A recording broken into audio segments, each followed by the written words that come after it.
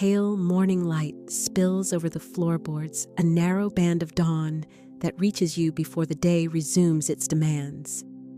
The space is so still that your own breathing is audible, and within that stillness, something sacred appears, a renewed readiness to start anew. You face a mirror. It is both commonplace and consecrated, an everyday object that functions as an altar. It has witnessed your haste, your furrowed brow, your constant adjustments and urgent departures. It has observed you lean toward what repels you and retreat from what draws you. On this morning, the mirror simply waits in quiet attention. You place your hands together, not as supplication, but as composure, and the surrounding quiet folds around you like softened cloth. You notice a faint ache within the familiar vocabulary you have held for years, want, need, someday. Those terms dangle like misplaced keys on an ill-suited ring. The door you have long pressed against remains polished and unmoved. For a moment, you are tempted to grasp those keys once more. Then the purpose of your presence returns to you. You are here to select a different key entirely. Florence once wrote, "Your word is your wand, not toil, not worry, not negotiation with destiny your word." A wand is not a blunt tool. It resembles a conductor's baton, eliciting music already present in the space, already inscribed in the grain of the world. Your word does not coerce. It authorizes.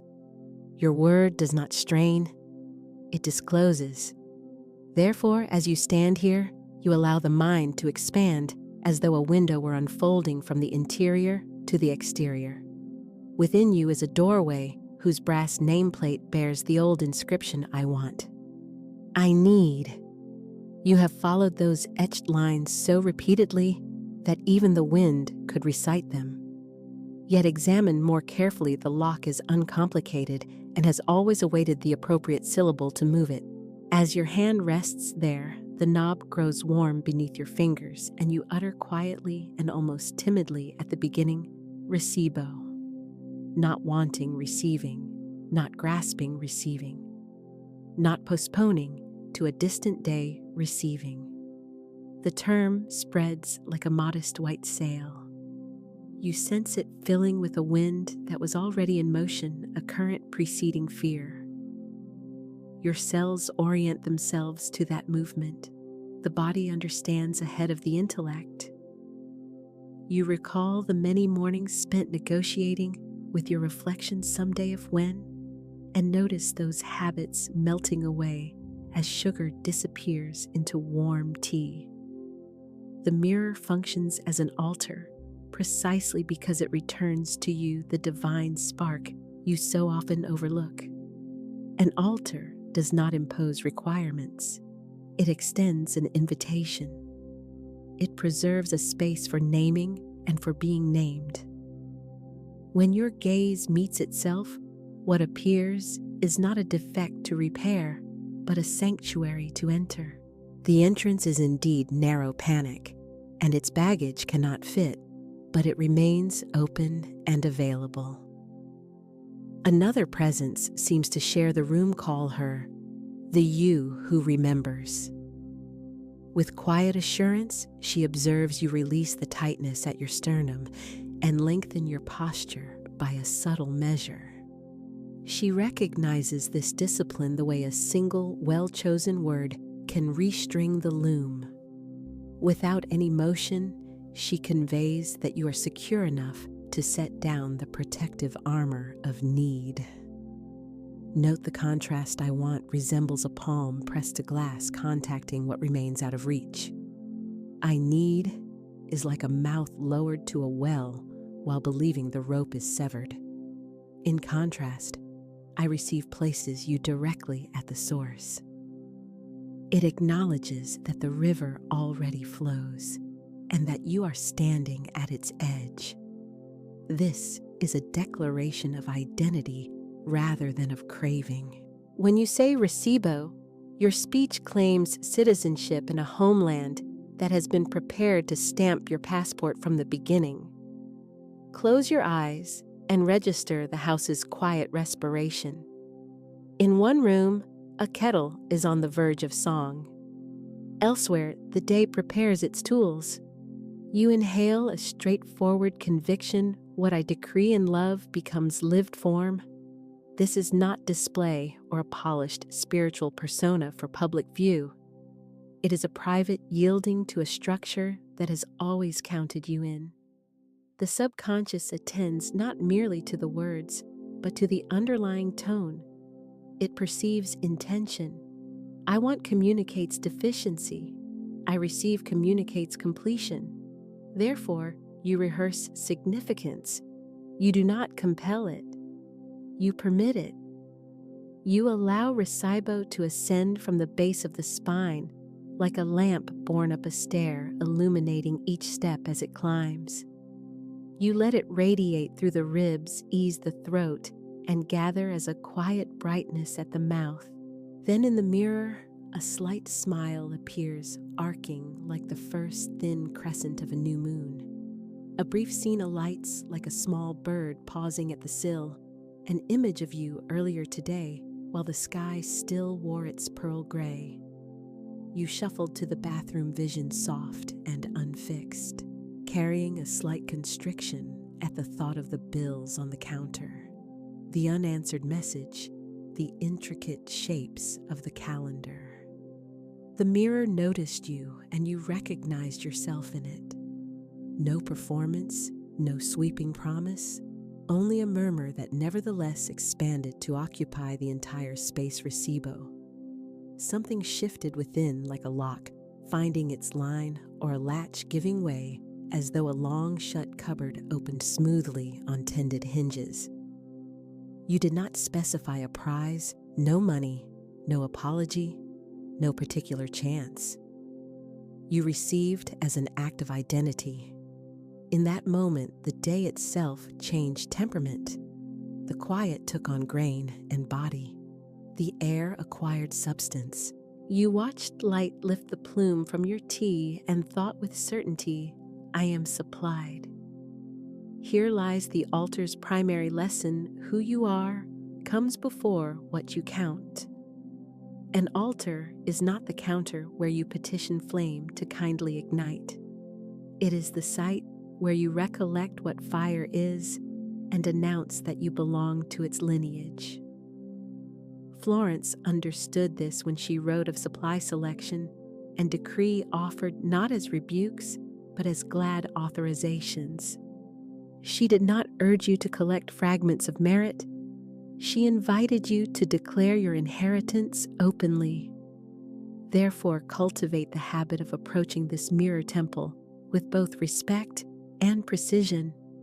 Picture a modest circlet resting on your brow, unadorned, sufficient only to recall the heritage you bear, the tradition of those who place their lives upon a single word. That heritage is measured not by volume, but by tone. The correct tone sustained reconfigures a space. Your word is your wand, Florence said. A wand rouses what lies dormant. A wand is designed to open what is closed. Here is the turning point, perhaps. For years, you leaned into life's door, hearing nothing but the thud of your own heartbeat. You may have shoved and strained, naming your exertion virtue and your sore endurance faith. Yet the door was not bolted. It was sealed by language. It awaited the identity keyword. Today, you rest your hand on the seasoned wood and speak not with force, but with rightful claim, recibo. The door opens inward onto a field of composed green possibility. Observe the mirror's quiet fidelity to truth. It refuses to feign approval. It is unmoved by theatrical orations that tremble with the frequency of pleading. The mirror models a refined candor. If I receive, is knotted with fear, it returns fear's image, so you can soothe it into stillness. When I receive is unencumbered, it returns lucidity, and your body resonates with that tone. In all cases, the altar consecrates the meeting. This is not a tribunal, it is a tuning. You rest a palm over your heart. The quiet drum replies, I receive. This is not a plea for the cosmos to suspend its nature for you. It is an act of alignment with the generosity that already exists. Picture a sealed door that opens to one syllable alone. Picture a garden gate that recognizes the sound of your distinct arrival. Your decree functions as a signature, and the world stands ready to sign alongside. The mind may attempt a final negotiation. What if I say, I receive, and nothing arrives? Meet this with a smile as you would offer a child who has forgotten bread is already baking. Offer the soft correction. Things already are. The decree is not a coin tossed into a well of wishing. It is the bell that signals the meal is ready. The bell does not conjure the food. It declares the moment of serving, and you sit down to partake. Therefore, assume your place at the banquet of your own days. Imagine the white plate, the neatly folded napkin, the light decanting as though from an unseen vessel. Speak your name in a welcoming register and reply with the sole word appropriate to your setting reshape. Notice how the chair receives your weight with recognition. Notice how the atmosphere affirms you. Sense the ever-present current draw you close and murmur at last. This is the crossing place, dear one. Step over it softly and entirely. Set down at the base of the mirror the rough garments of I want and I need not from shame, but because you are done wearing outfits that never fit. Proceed under your accurate name, receiver. Not raider, not petitioner, not supplicant, receiver.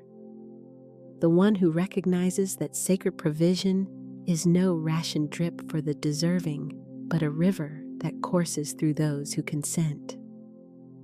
As you remain standing while the morning climbs a few inches further up the wall, a different silence emerges, the hush of arrival. The kettle chooses its song. The day attuned to your decree lifts its blinds. You meet your eyes again and offer the smallest bow to the altar that resembles a mirror and is in truth a doorway. Let these sentences finish as carefully as hands sheltering a candle's fire. Your word is your wand. Florence breathes across time, and this wand is yours to wield without fear. You answer from the center of the chest, reshape, then again more quietly. Then once more with a settled assurance that needs no volume. Not wanting receiving, not wanting receiving, not wanting receiving.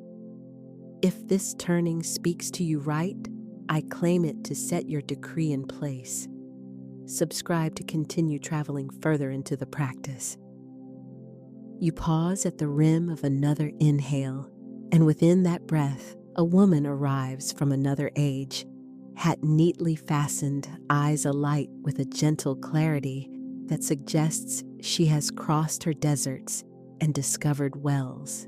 Florence Scovel Shinn did not roar from stages or sway the world with spectacle. She painted, she instructed, she listened. In rooms illuminated by ordinary lamps, she set a plain chalice on a table and kept filling it with phrases until they gleamed. Her time rattled with fresh machines and enduring anxieties. People rushed as we do now to meet trains and opportunities. And through it all, she affirmed with the steadiness of one practiced in drawing a clean, true line. Your word is your wand. Let this settle as lightly as a feather in your hand. Your word, not your fevered patching, not the after-dark gleaning of restless worries. Wand, not a blade, not a badge, but a lean, exact tool that guides energy the way a conductor's baton invites an orchestra's voice. Through Florence's eyes, life is no mute barrier. It is an attentive stage.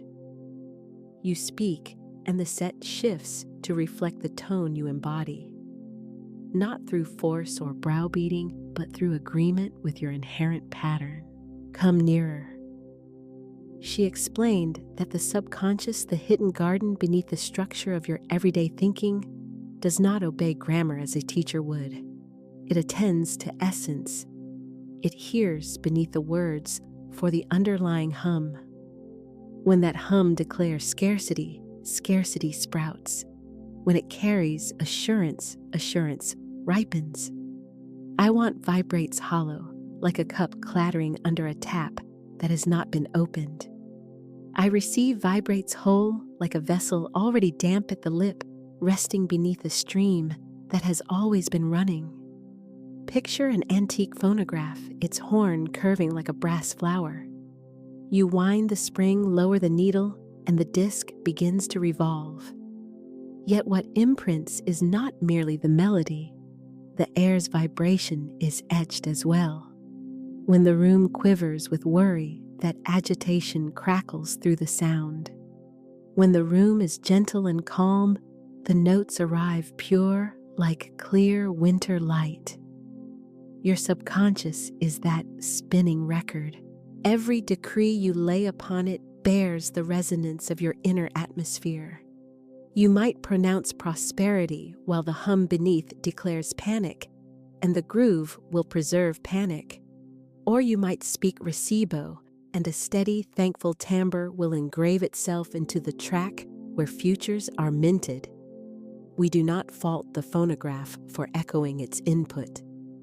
We decide what we set upon the platter. Therefore, in this contemporary morning, with your phone flickering and your thoughts counting columns, you recall Florence's query, which also functions as a challenge. What do you decree, not what you rationalize, defend, implore, or hedge? What do you decree? A bill murmurs from the counter. A deadline waits, arms folded. Doubt drifts in like fog. Permit their presence without granting them sovereignty. They are whether not statute. Decree is statute. What do you decree? The world inquires at your doorway. You reply in a low voice like a token phrase offered to a friendly gatekeeper I receive.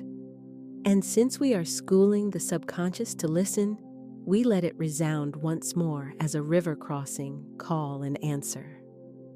What do you decree I receive? What do you decree I receive? Every repetition sets another board across the current until the bridge is no longer imagined, but real beneath your feet. Florence's time required a subtler bravery, steady, ordinary, grounded courage.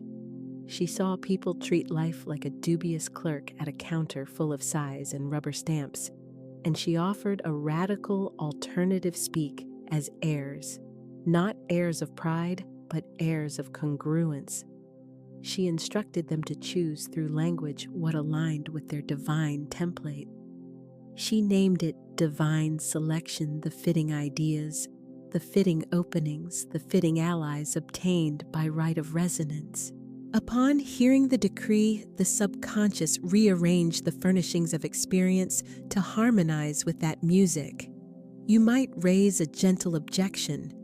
How can this remain so straightforward? When the world blares, money reduces to arithmetic, and hours feel scant.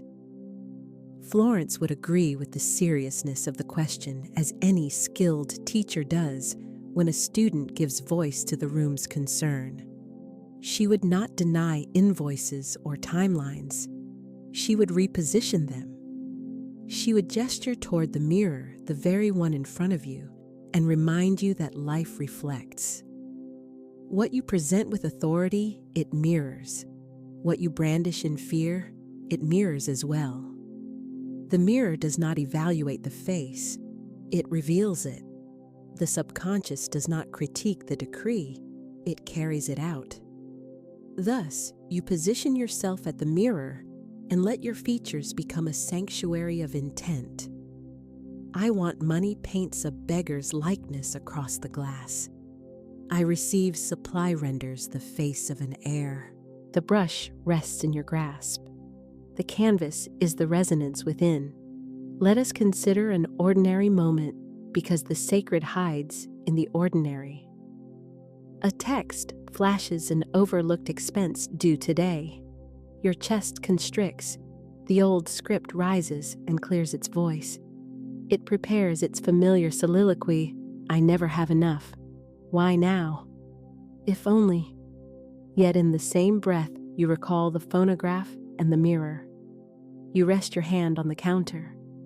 You do not hurry to stage a marvel. You allow your tone to declare a law. I receive, you say, speaking simple truth, for it is. The undertone is not bellowed. It thrums like a string in tune. Then, without manufacturing drama, you proceed to the next right step from that tone. You send the email, you reorder commitments, you decide, you listen for the idea that appears because you have cleared room for it. Florence did not advise rejecting appearances. She instructed you to declare what is fundamentally true. The surface may announce drought. The decree identifies the river below. The surface may declare postponement. The decree names right timing. The surface may claim locked. The decree answers key. And since your word bears jurisdiction inside your own domain, the house complies. What do you decree I receive?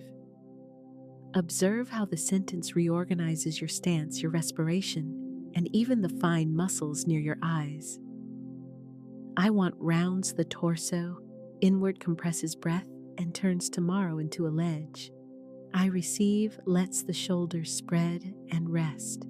The breath regains rhythm. The future appears as a table already prepared.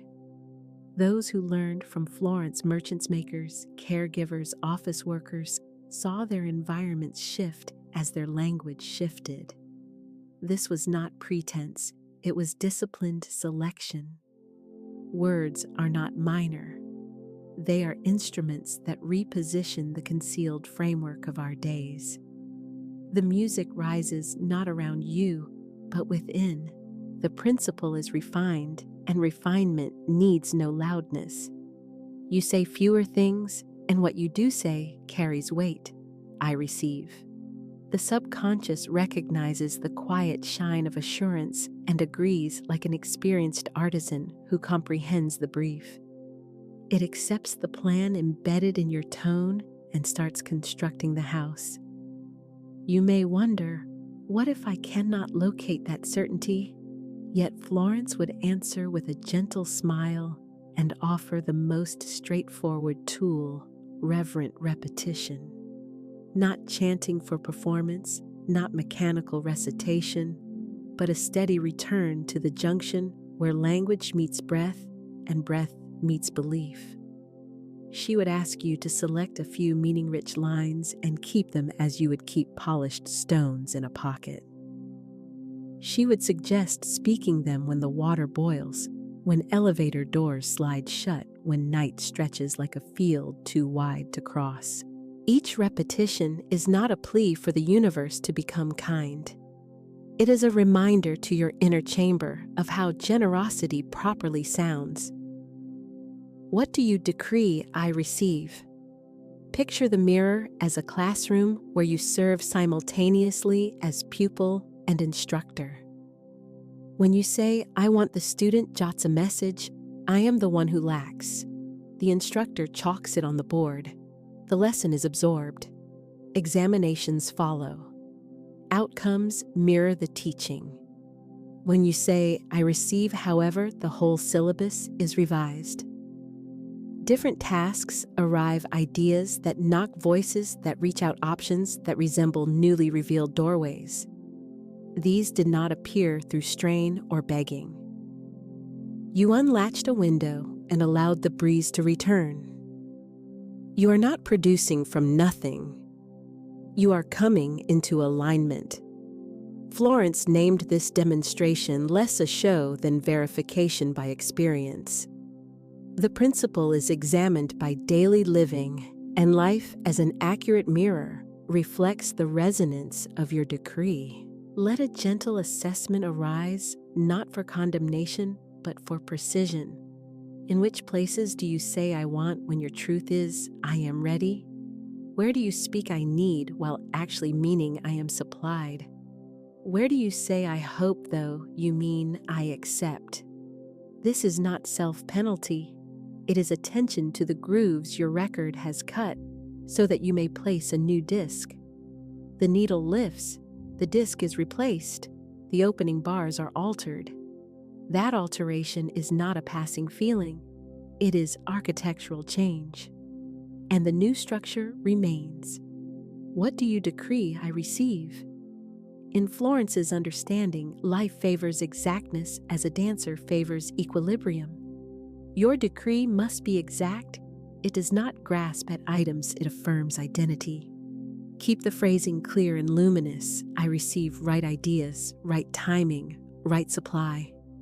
She would append now not to rush reality, but to ground your statement in the eternal present, where creation truly unfolds. Not the grief of yesterday, not the projection of tomorrow now.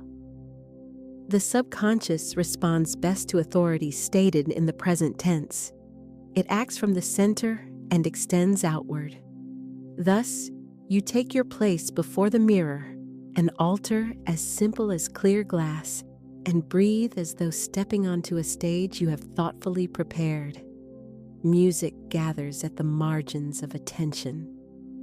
You state your decree once, and then you allow quiet to cure it like setting plaster. You do not prod to test for dryness. You do not parade it for approval. You allow the tone itself to accomplish its function. And since you inhabit this era of luminous screens, relentless cycles of news and attention exchanged like coin, you will forget. Naturally you will.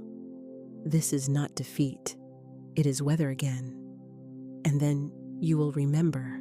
You will remember because the mirror remains steady, because the record player is ready for a new disc, because Florence's concise sentence will lift in your thoughts like a lighthouse beam. Your word is your wand. You will press 2 fingers to your sternum and murmur I receive, and the atmosphere will subtly warm by a few degrees toward ease. What do you decree I receive? Allow this exchange to live in the beams of your day until it becomes the structure's natural creak and breath. When doubt drifts close like fog, you do not have to grapple. You can swap the record. When a bill coughs for attention, you do not forsake your decree. You inhabit it and act rightly from its shoreline. When another's fear invites you into its choir, you may hum your chosen note and let that sufficiency stand. Now allow instruction from the mirror. Stand as though you are simultaneously altar and celebrant language, and wand hearer and decree. The face before you is no puzzle to solve. It is a pronouncement. The eyes you encounter are not requesting consent, they are bestowing it. What returns from the glass is not a tribunal, it is a cultivated plot. And the word you bring into that ground is a seed already coded for what it must become. What do you decree I receive? Offer one single word you are prepared to exchange for recibo, the term you will adopt in its place. Before glass learned to hold an exact remembrance of our features, people quite literally polished darkness. In temple courtyards where the desert unfolded like an open manuscript, Egyptian priests bent over shallow basins set in dark stone, obsidian black as a latched eyelid, and waited for messages the way a farmer waits for the first pale spear of wheat. In Greece, maidens bore hand mirrors of glowing bronze, small suns, domesticated to the palm, used not for preening, but for augury, for reading fate rather than fault. They trusted that the gaze moved in 2 directions. To look was both to transmit and to take in. The mirror was never meant as a tether for self-critique. It functioned as a threshold. You take your place among those keepers of doors. The space around you may be ordinary, yet the lineage is anything but. Your mirror, even if it is a store-bought square, its border chipped by time belongs to that old clan of thresholds. It performs the work of water bowls and bronze circles alike. It takes in impressions and gives them back. What it returns is not only a surface likeness, but a deeper casting the timbre of your decree, the blueprint of who you are. Those who study appearances would name it reflection. Mystics and mothers would name it knowing. Florence would simply name it evidence. We can borrow a phrase for this process: quantum impression. Receive it not as a lesson to dissect, but as a warmed stone to rest in your palm. It is the recognition that one concentrated decree, clear, vital, inhabiting the body, marks identity, the way a signet ring stamps wax. The ring is not the message itself. It authorizes the message as authentic. When your decree is sustained within a steady, gentle gaze, it seals your inward communication to the world. From that moment, the messengers of experience know the rightful address for delivery. The ancients cultivated stillness because stillness allows the ink to set. You will cultivate it as well, not as deprivation, but as welcome. Set both feet on the floor soles, behaving like roots that recall where the water lies. Unclench the jaw as though laying down a tale you have outgrown. Let your eyes meet their counterparts in the glass tenderly, without scrutiny, the way you would acknowledge a beloved friend across a bustling platform. Now breathe, as the temple guardians instructed their apprentices as musicians prepare. Before the opening bar, we will count to 7, letting each number serve as a stone laid across the stream. Inhale for 1, 2, 3, 4, 5, 6, 7. Hold the breath lightly as if cradling a small bird. 1, 2, 3, 4, 5, 6, 7. Send the exhale into the room as a blessing. 1, 2, 3, 4, 5, 6, 7. Linger in the gentle hollow that follows. 1, 2, 3, 4, 5, 6, 7. Repeat with less strain and more grace. Inhale 7, hold 7, exhale 7, rest 7. As respiration evens, observe how the mirror shifts from mere object to palpable presence, akin to a listening companion or a lucid pond that guards your confidences and amplifies your truth. A tale from a time before tales learned to pronounce our names, a young scribe in Thebes, spare and earnest, is assigned to copy a dawn hymn. He toils by lamplight in a side room of the temple, its walls washed in a blue that recalls lapis. On his desk lies a round of obsidian that his master names the Seeing Stone. Each morning, he must burnish it with goat's milk, and a linen cloth woven by women who sing at their looms. Their refrain is simple and exact. We write what we are, and we are what we praise.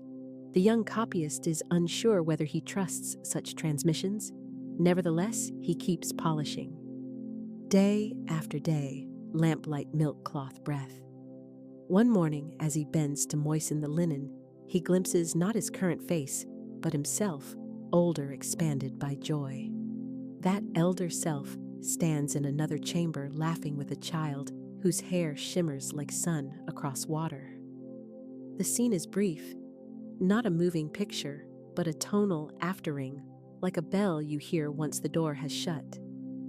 He blinks, and the image vanishes, yet the tone stays resonant in his chest. He does not rush to proclaim it. He copies the hymn. He breathes into the stone, not "I want a family," not "I need a future," but a formulation suited to the tone that touched him. "I receive my appointed joys on time." He resumes his task. He continues to polish. The years flip like pages, and then one day he releases the very laugh he once witnessed and marvels only at how natural it feels. The vision was not a prize snatched from destiny. It was an identity ratified by decree. The mirror offered no deception. It tutored him in receiving what his name already held. Your mirror can instruct you in this science as a grandmother does with a recipe by allowing your hands to remember. The eyes form straight corridors into the subconscious roots that bypass the noisy stalls of the conscious mind. Hence, a lie told toward the mirror burns. Hence, a truth spoken gently into your own gaze sinks like rain into parched soil.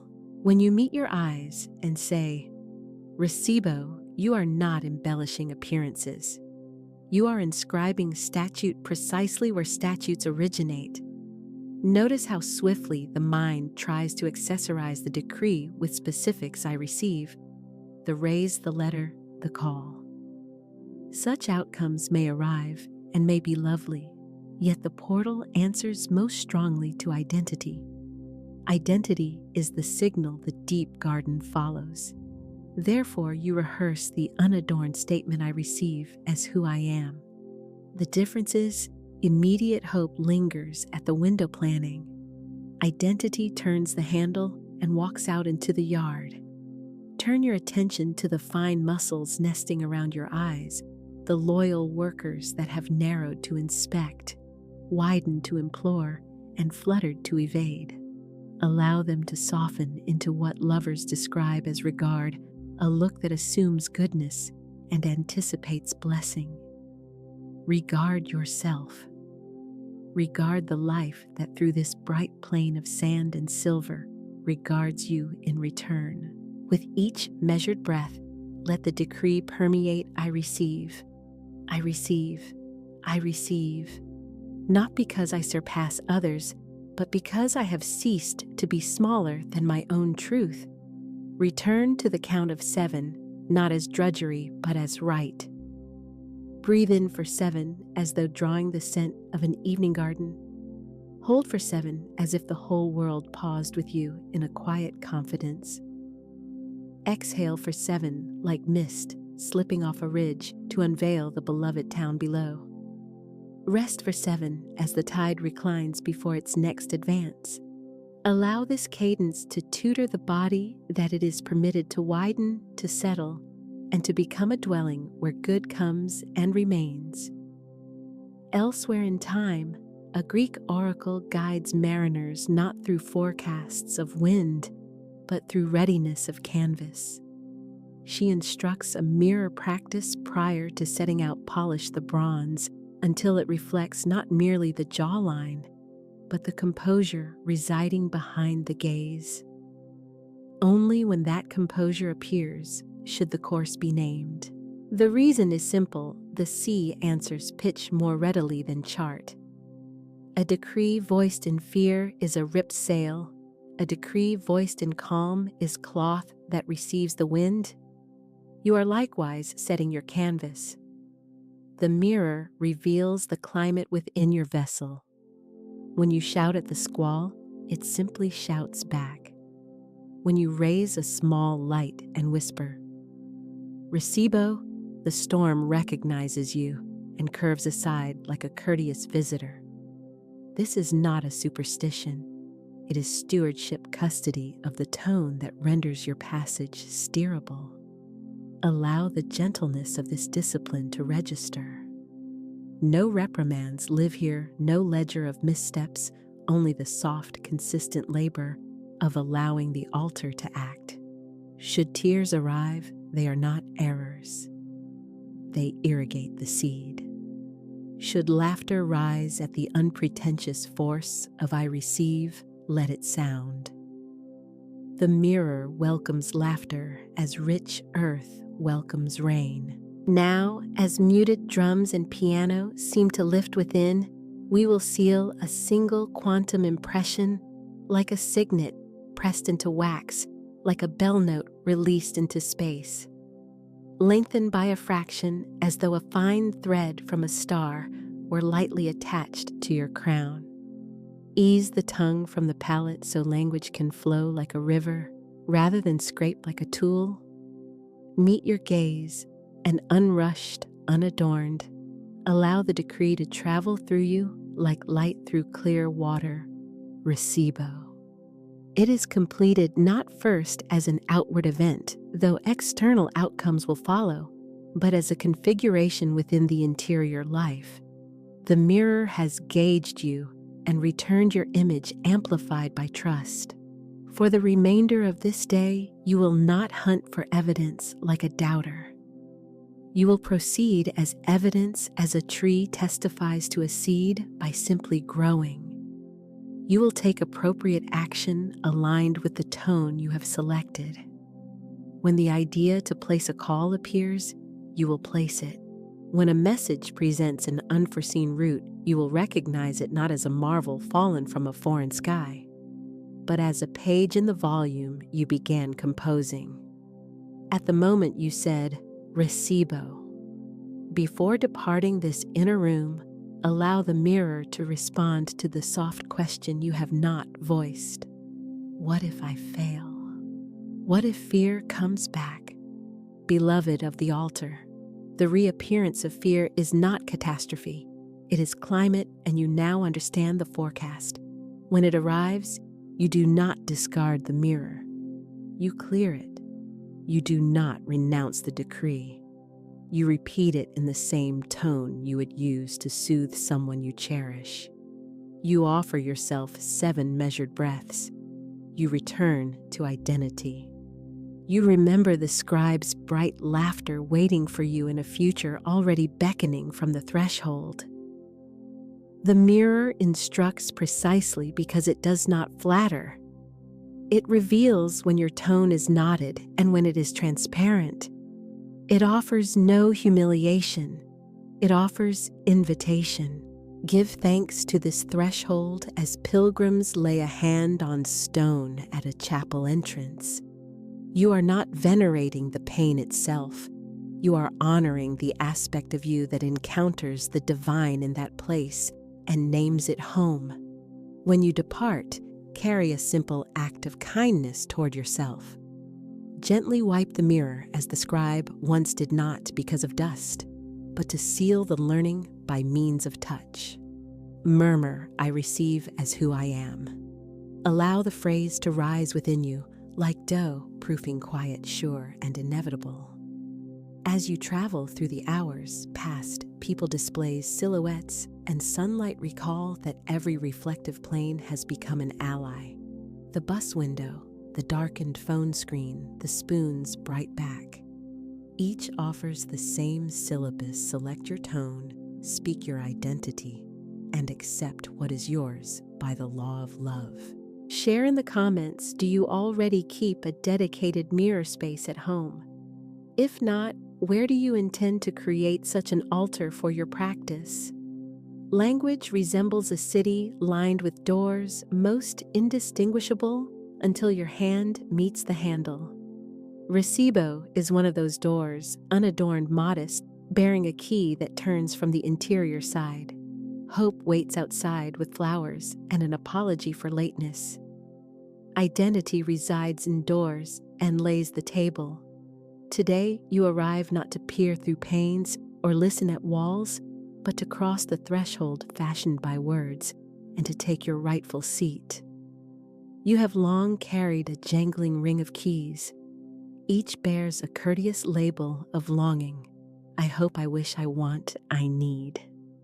They possess weight indeed, and their clatter has occasionally imitated bravery. Yet observe their effect at the true door of your life. They scuff and scrape. A few nearly catch, and then the lock declines them with a tender, unmistakable click. They are cabinet keys handy for little compartments of perhaps and later. They do not unlock the chamber where the banquet breathes beneath raised lids. Reshape belongs to another order.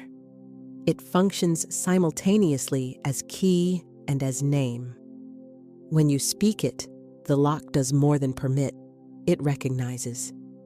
Locks are not inherently distrustful. They safeguard identity. A door turns for those who belong to the household. Reshape proclaims your kinship. You gauge the word's heft upon your tongue. It proves lighter than begging, yet more substantial than pretense. Its candor may seem nearly subversive in a culture enamored of performative struggle. It does not pursue results. It presumes congruence. I receive as who I am, you declare, and something in your very bones recognizes the familiar timbre of home. Reshape. The term carries warmth rather than volume. It does not conjure. It uncovers. To claim identity is not to stretch upward with perfect posture toward a distant star. It is to recollect your own sky. Hope gazes outward toward the future. Identity turns inward toward the present. Hope is a traveler consulting a chart.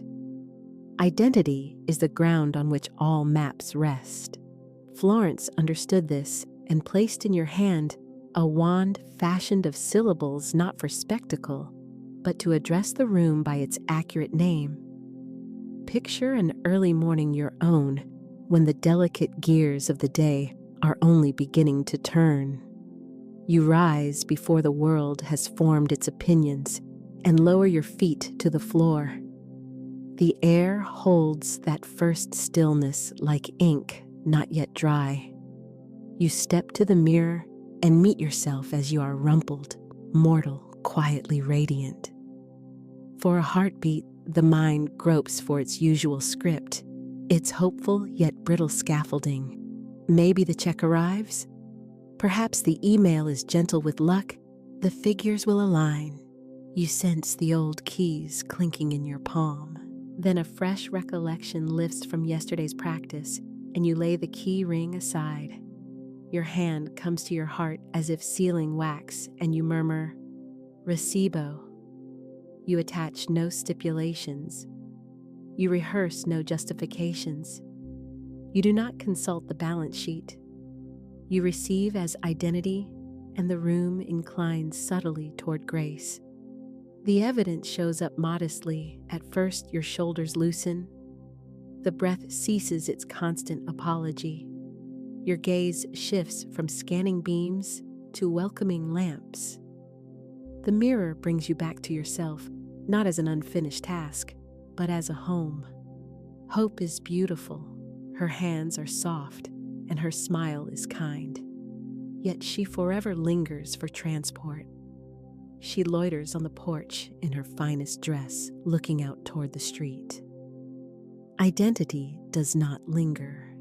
Identity is indoors, aproned, like a steward of the house, tending what already simmers. I receive as the voice from the stove, tasting refining, assured the recipe knows its destination. Consider another picture, a safe with a numbered dial, quiet within, because it holds things that matter. Hope turns the wheel left, right, left, offering guesses like tiny prayers. Identity does not speculate. Identity carries the combination as bodily knowing. I receive is the steady hand, the trained ear catching the gentle settle of tumblers, the last calm twist that opens without spectacle. When the door releases, nothing shocks, only a gracious recognition between things forever kin. Florence instructed in selection. Not a panicked spree for results, but a composed choosing of essence. She would not send you down aisles of glittering someday clutching tempting bottles. She would have you stand at the mirror's truthful rim, declare your identity receiver, and allow life to choose by law. She named it divine selection, neither accidental nor scarce, but fitting. The decree Reshape is not a decorative pin. It is your name engraved on the inner lining of your coat. Perhaps the urge arises to negotiate as many of us have with the sort of hope that whispers, If I accomplish enough, the door will approve. If I am small enough, silent enough, clever enough, maybe I'll be admitted. Honor that diligent self. It hauled the keys. It waited in downpour. Yet Florence's wand eases that burden and turns you inward. The altar mirror does not answer desperate petitions. It answers clear decree. When you say reshape, you are not lobbying for access. You are crossing the threshold of home. It differs requesting a glass of water versus remembering you inhabit a house with a tap. Petition has its moment. Gratitude for the faucet is the moment after. Identity is the practice of that latter hour. Reshape is the hand on the handle. Water sings because singing is its nature. Provision moves because movement is its nature when greeted by recognition. An inner skeptic may murmur, "But I hoped with everything, and still the shelves were bare." Dear One Hope is a gracious guest. She is not the shopper. Identity ties its shoes and turns the ignition. When reshape arrives in the subconscious, the engine catches not from force, but because something in you ceased debating with law and started consenting to it. Consent is not passivity. It produces right action. From identity, you dial, inquire, decide, proceed. Each movement bears the resonance of your new address I receive as who I am.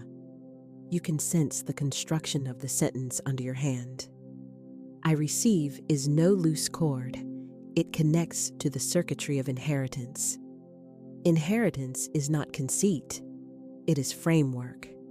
A musician's child grows in rooms where instruments rest against chairs, where the air holds rosin and oil. Music is not owed. It is bestowed. Reshape is taking your seat at the piano because it belongs under your roof, because your fingers crave its vocabulary, because the silence has long anticipated your notes. Now attend to the hidden trap beneath shining phrases hope can slide into begging, wearing the mask of devotion. I hope it comes. I hope I'm ready. I hope I'm enough. The undertone murmurs scarcity. Identity vibrates wholeness. Speak with me steady and quiet, I receive as who I am. Repeat and repeat. Observe how the syllables align the room's furniture. Observe how the future quits tugging at your sleeve and settles courteously in the parlor, prepared to enter the moment you choose to open the door. Another brief tale small enough to rest in a teacup. A woman who had gathered affirmations like shells grew weary of their clatter. One dawn, she carried them all to the mirror altar and listened for the phrase that rang like a bell of truth rather than the tin of effort. Reshape, she breathed, and at once every other sentence folded into that first like petals at evening. Throughout the day, she moved unhurried. She sent emails from calm rather than fear. She turned down an offer that tasted like dust, and in the space that opened, welcomed one that tasted like rain.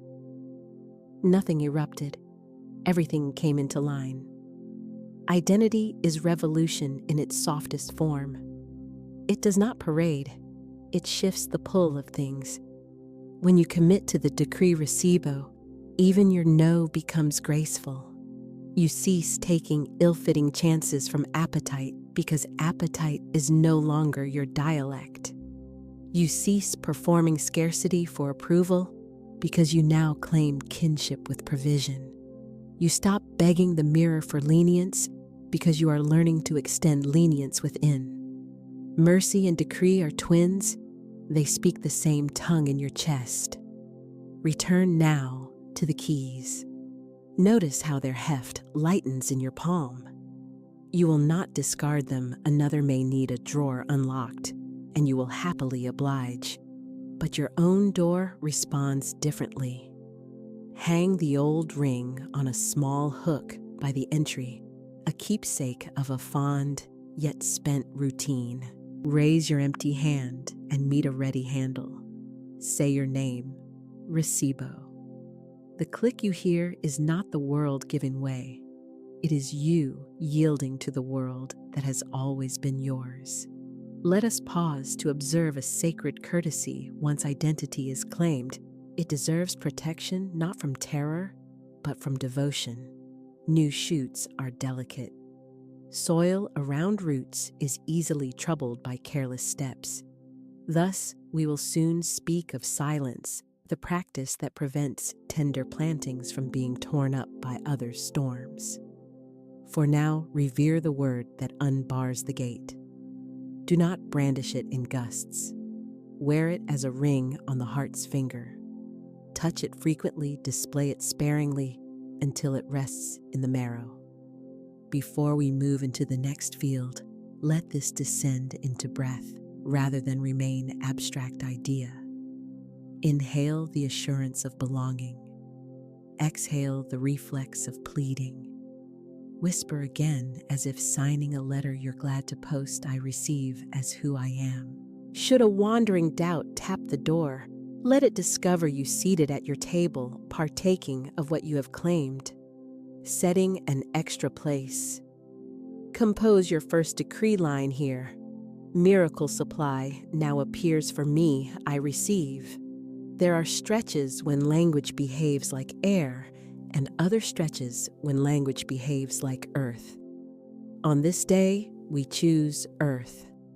The decree has been uttered recibo, and the mirror has absorbed its resonance. What follows is not fireworks, but rootin'. Roots accomplish their sacred labor in shadow, not in show. Picture the seed you press into soil.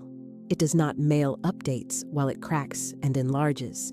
It does not broadcast the effort of becoming. It keeps its wisdom close and sips from hidden waterways. Quiet is not fearful concealment. Quiet is the shelter in which shape takes hold. In Florence's teaching, the first hours of a decree resemble the delicate period. After a loaf comes from the oven, it must cool before slicing, or the tenderness collapses. You have spoken, I receive, and the design has begun to weave itself beneath the ordinary surface of time. Your task now is to protect the weaving. You do not keep lifting the fabric to display its unfinished pattern to hurried onlookers. You allow the loom to hum within the private chamber of your ribs. Picture your tended garden. The path, a pale ribbon of crushed shell, murmurs underfoot like distant thunder. Morning air is cool. Birds rehearse scales. In one corner, a prepared square of soil waits cleared and last week's sun loosened eager. In your hand rest tiny, powerful, almost comical seeds. You kneel. You press the decree into the loam. You draw a light cover of soil across it as a mother tucks a blanket over a sleeping child. You rise, and a part of you longs to summon neighbors to announce, look, look, I planted a wonder.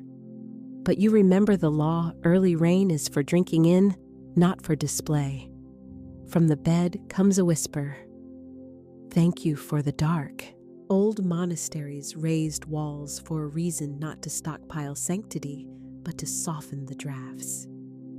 A candle left in a hallway will flicker and die if each passerby stops to puff at it, even with praise. Your decree is that flame living tender, brilliantly steady when shielded. The edges you place around early practice are not cruelty. They are clean stewardship. You would not set an infant on the stoop simply because the weather smiles. You would not set your decree out on the curb because the day seems kind.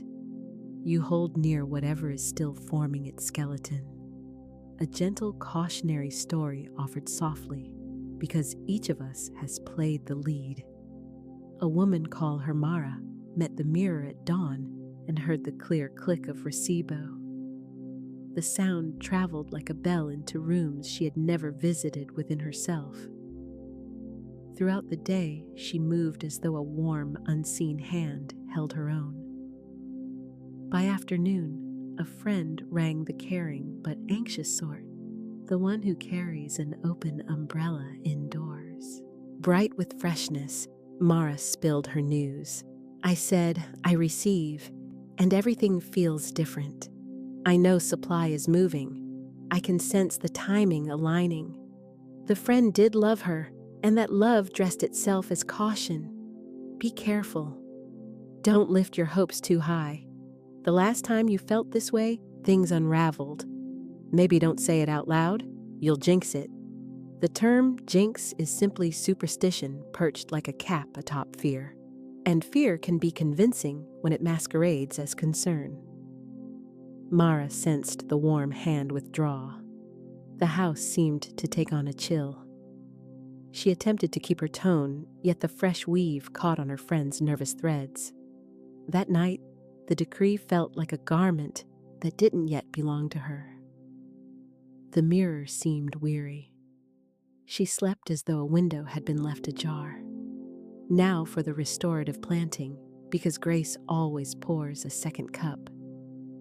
At dawn, Mara stood before the mirror again with a humility that did not scold, only understood. She set a hand to her heart and said, I receive. No explanations, no defenses. Then, as one would protect a young tree, she placed a small fence around her practice. For 7 mornings, she told no one. She faced her reflection, counted 7 breaths, and let the decree hum as the undertone of her day. When her friend called, she chatted about the weather, a book in progress, her grandmother's soup. She did not smother her joy. She gave it a house. By the 8th sunrise, the decree had spread roots beneath the fence, sketching a confidence map through the soil. When she shared at last, she spoke from oak, no longer from tender shoot. This practice carries a softness that imitation cannot counterfeit. It resembles slipping your hands into your pockets so you won't smudge the fresh paint. It resembles letting the sourdough cool on the rack, though the heel would be paradise this moment. It resembles keeping your lips closed around your miracle, not from fear of loss, but to help it learn its own breath. You are schooling your new identity to lift its head without help. Some will wonder, isn't telling others part of rejoicing? Yes, and rejoicing has a season for sowing and a season for gathering. In the sowing season, the celebration is inward. The music is a hum known only to you. In the gathering season, the table is laden, and you summon everyone, including their aunties, and you say, "Come feast." That is timing, not tight-fistedness. It is honoring the process. When you protect an early decree, you are not hoarding affection. You are crafting a container sturdy enough to bear it. This is the common way doubt pulls up roots, usually without intent to harm. You share your sentence with someone whose phonograph is spinning a fear record. They set their disc over yours. The grooves snag. Your needle jumps and scuffs. The tone shifts. You find yourself defending your decree as if it stood before a jury. Explanation for a fresh decree is like excess rain for a sprout decay, wearing the mask of care. The subconscious overhears the courtroom and concludes, "Perhaps we are uncertain. Let us delay." Delay dries. The tender stem curls. Yet nothing is finished or ruined. Gardens forgive. With 2 fingers anointed in grace, you raise the bent sprout. You set it into fresh soil. You blanket it with quiet. You say, "I receive," as gently as you would murmur "hush now" to a child waking from a dark dream. You continue. The plant recalls its nature. When devotion eclipses performance, boundaries grow of their own accord. You will find that quiet around your decree sharpens your hearing. Ideas show up properly labeled. When no external choir drowns your seedbed, you can hear the faint split of shell, the the pale root seeking the soil, reshaping to welcome growth. Silence creates space. You are not concealing, you are composing yourself. A hush is not a void, it is poised expectancy. Sanctuaries understand this, orchestras do too. So does a woman gathering her hair before she starts. Adopt a small ritual of containment. After speaking recebo to the mirror, close the moment with a sign. It might be as slight as touching 2 fingers to your lips and then to the glass, as ceremonial as a brief bow, or as pragmatic as laying your phone face down and walking away. Such a seal informs the subconscious the seed is in. We will not excavate to inspect the roots. If a conversation invites tugging at your sprout, smile and skirt it like a puddle that does not merit wet shoes. If someone inquires, "What are you working on?" reply with gentle privacy, "I'm tending something beautiful. I'll know more soon." You owe the world your harvest, not your seedlings. And if an inner push surges, share immediately, justify immediately, seek permission, immediately recognize it, the old hunger in a fresh costume. Approval is a sweet that pleases the tongue while starving the root. You have left that menu. You nourish your decree with presence rather than praise, with right action rather than debate, with thanksgiving rather than chatter. If someone calls your quiet avoidance, bless them and continue your care. You are not assembling evidence, you are cultivating a tree. Another brief parable for the story-loving part of you. A man mastered a new piece on a violin bequeathed by his mother. The melody was spare and piercingly lovely, the sort that rearranges a listener's inner room. Overjoyed, he rushed into the street and played at full volume. Horns' voices whined laughter. He attempted to outshout the world. His bow shredded tones, his fingers slipped. Pedestrians shrugged or smirked.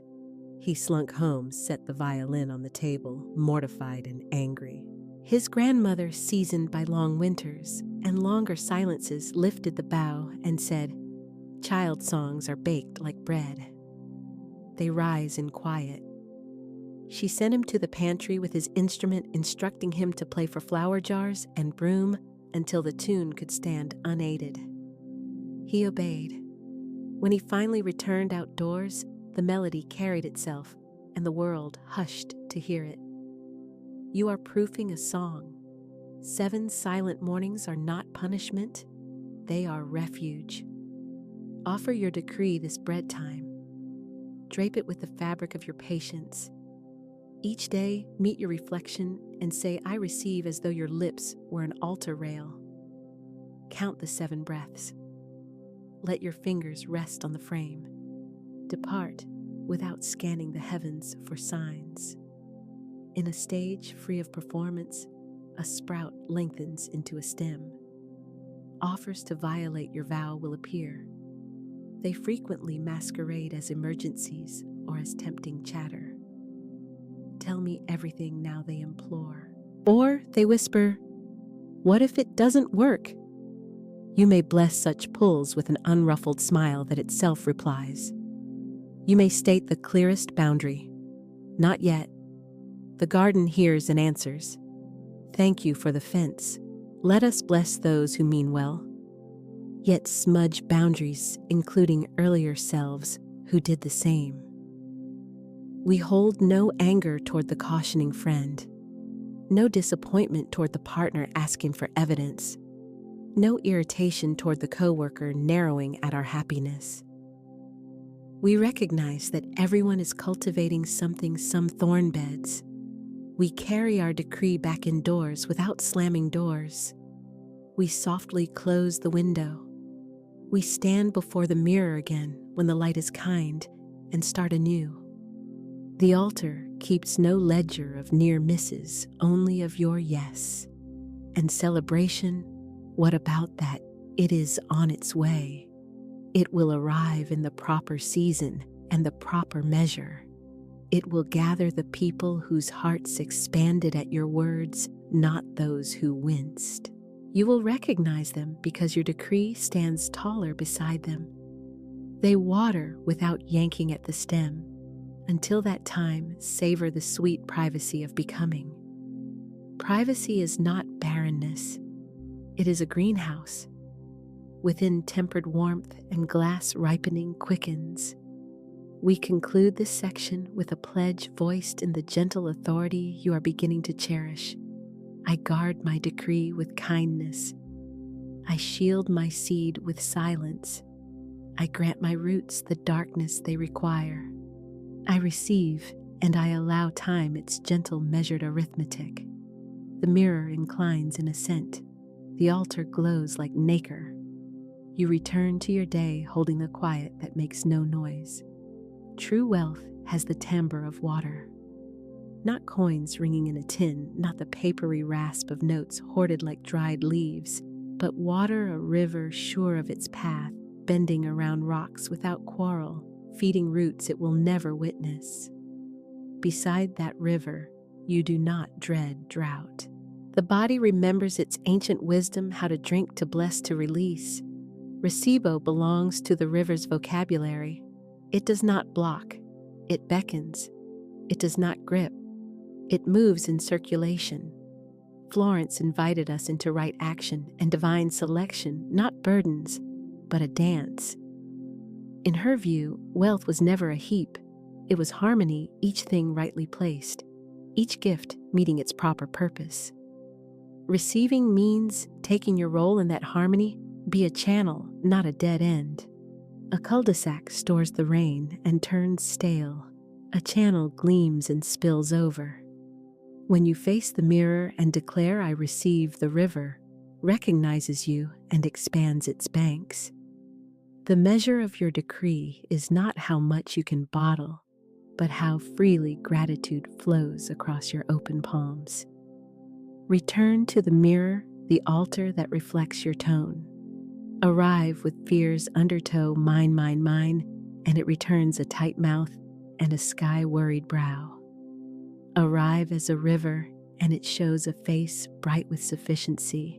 The subconscious attends not just to syllables, but to how your hands hang, to how your shoulders let go. You say, I receive, and the body answers, I also give. Not from self-loss, but from true expression. The oak offers acorns because oak is what it is. You offer because you are kin to supply. Let the river tell a tale. A woman named Angela sold flowers beside a bakery where dawn always smelled like mercy.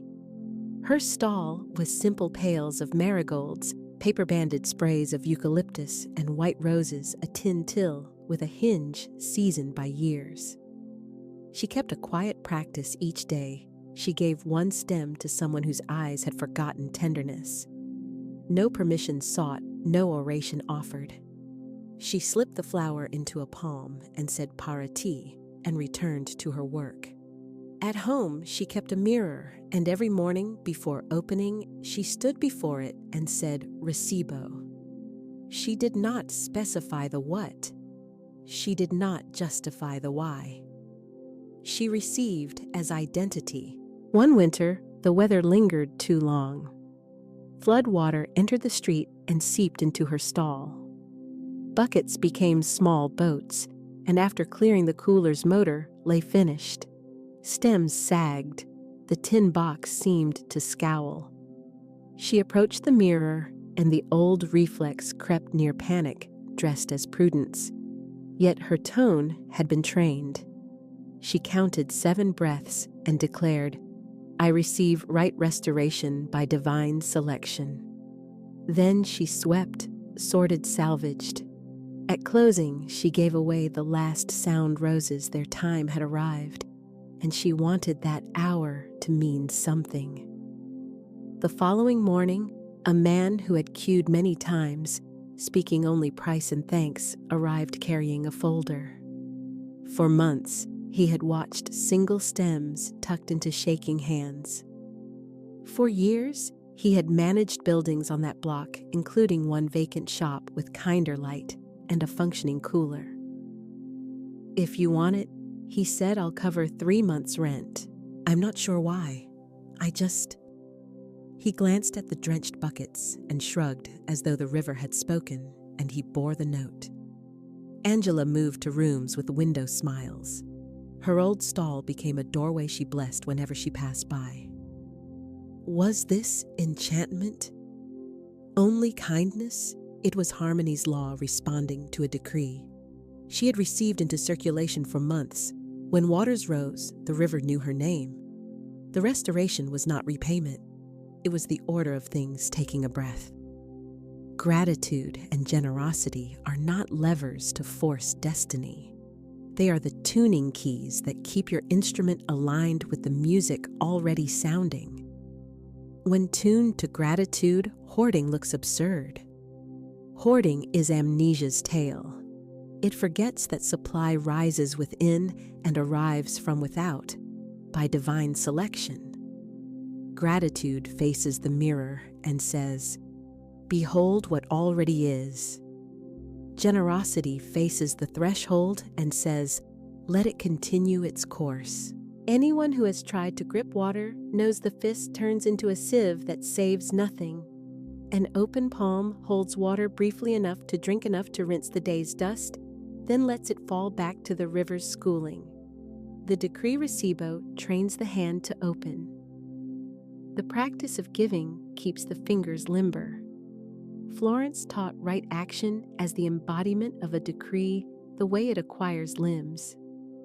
Right action is not a jolt, it is alignment. From "I receive," you do not lounge in a gilded haze awaiting gifts on your pillow. You act from current, not from panic. You place the call that feels like permission in the bones. You release the obligation that tastes of dust. You settle what you owe punctually, if possible, honorably, always, because integrity untangles lines and money prefers to travel along streets where integrity steps. Right action embraces a generosity that averts backlash, the boomerang born of grasping at what is not yours or resenting what is. You don't force the scales. You let them find their equilibrium. When an unexpected sum arrives, you ask softly, "Where does a portion wish to flow?" Not from fear of loss, but from trust in movement. When a new opening appears, you notice someone nearby who longs for one, and you connect, unbolt a door, extend a map. You do not drain yourself to nourish others. You share bread because the loaf is abundant. Return to the river's picture. You are a stone set in the current by a discerning hand. Water sings as it moves around you. Resist and your edges wear away. Rest in your shape and the water parts and flashes. Wealth is not a mound at your toes. It is the gleam traveling around your form. When you allow it to move, the stone stays stone and the stream stays stream. Block it, and both are harmed. Harmony is each element allowed to be itself. River, rock, bank, sun. Reshape is the consent you give yourself to be, that rock, that bank, that sunlit surface, where light appears as coin for bread and beauty. Another tale small and true as a seed. Raphael spent childhood guarding every coin for his winters, froze the river, and no one taught him spring. He came to Florence's work late, like those who meet music after their fingers have learned only tools. At the mirror, a face trained to expect nothing, he whispered, "I receive." The mirror did not debate. It waited. He chose a generosity so slight it could not scare him. Each week he slipped 2 coins into an envelope marked, "Return to the river." He sent it to a place that fed his spirit, where teachings let his shoulders fall. It wasn't much in amount. It was abundant in tone. Months on his employer invited him into a role that honored his quiet genius rather than his tolerance for strain. The raise was real, the relief more so. At the mirror, he almost muttered, "I don't deserve this," then caught the old language and revised it. "I receive. I circulate. I bless."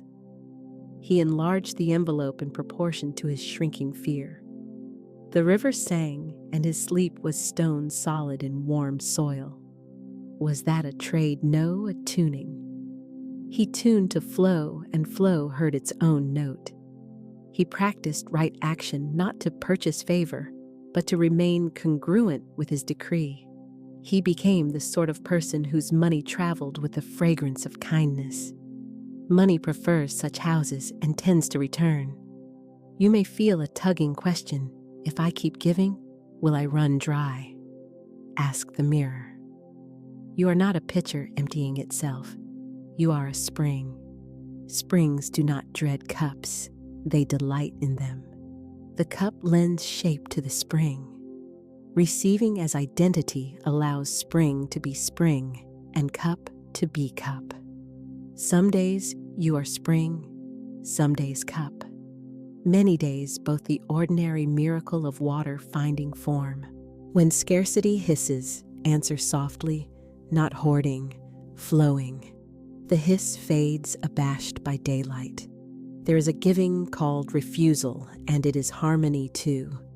To keep waters clear, you decline what would muddy them, the high-paying role that hollows you, the glittering bond that leaves the heart empty, the deal that asks you to bend your word. Recibo does not say I take everything. It says, I welcome only what matches divine selection. You do not squeeze opportunities like candy until they melt. You accept what is yours and bless the remainder to reach its rightful home. Right action sometimes smiles and says no without penalty because rivers know their course. Practice a mirror vow: I receive in order to circulate. I am supplied in order to be a sanctuary. Notice your mouth opening like a broad doorway around the words. Feel the ribs widen for breath with room enough to welcome others. When you pay a bill, bless the hands it nourishes. When you purchase bread, picture field mill baker's wrists, the oven's warm exhale. Draw a filament of thanks through each exchange so money feels less like a chilly coin across a counter and more like sun passing from palm to palm. Florence often spoke of divine order of fitting rather than forcing.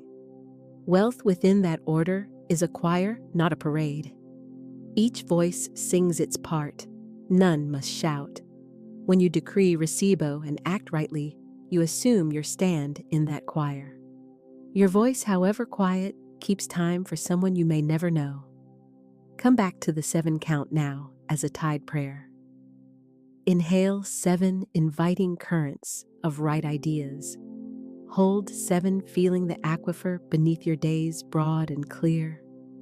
Exhale 7 letting go of clutching swirls. Rest 7 trusting the river's motion even unobserved. Again and again. Teach the nervous system this wealth is not theater. It is heartbeat. Some days the account reads like a parched channel. Do not revere the emptiness. Bless the rain. Stand at the mirror nonetheless. Let your face be river stone. State your decree. Take right action. Give something so slight that fear overlooks it, yet faith notices. Write a thank you note. Split a sandwich. Gift a book that found you just when you needed it. Each deed cuts a channel. Channels invite water as open hands invite welcome. The mirror will mark it. Your life will answer.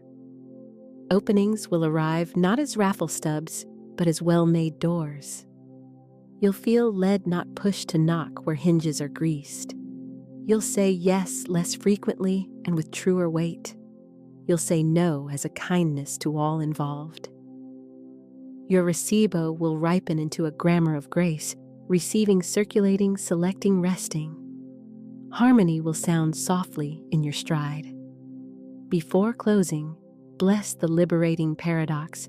The more you trust the flow, the safer you become. The safer you feel, the more easily you give.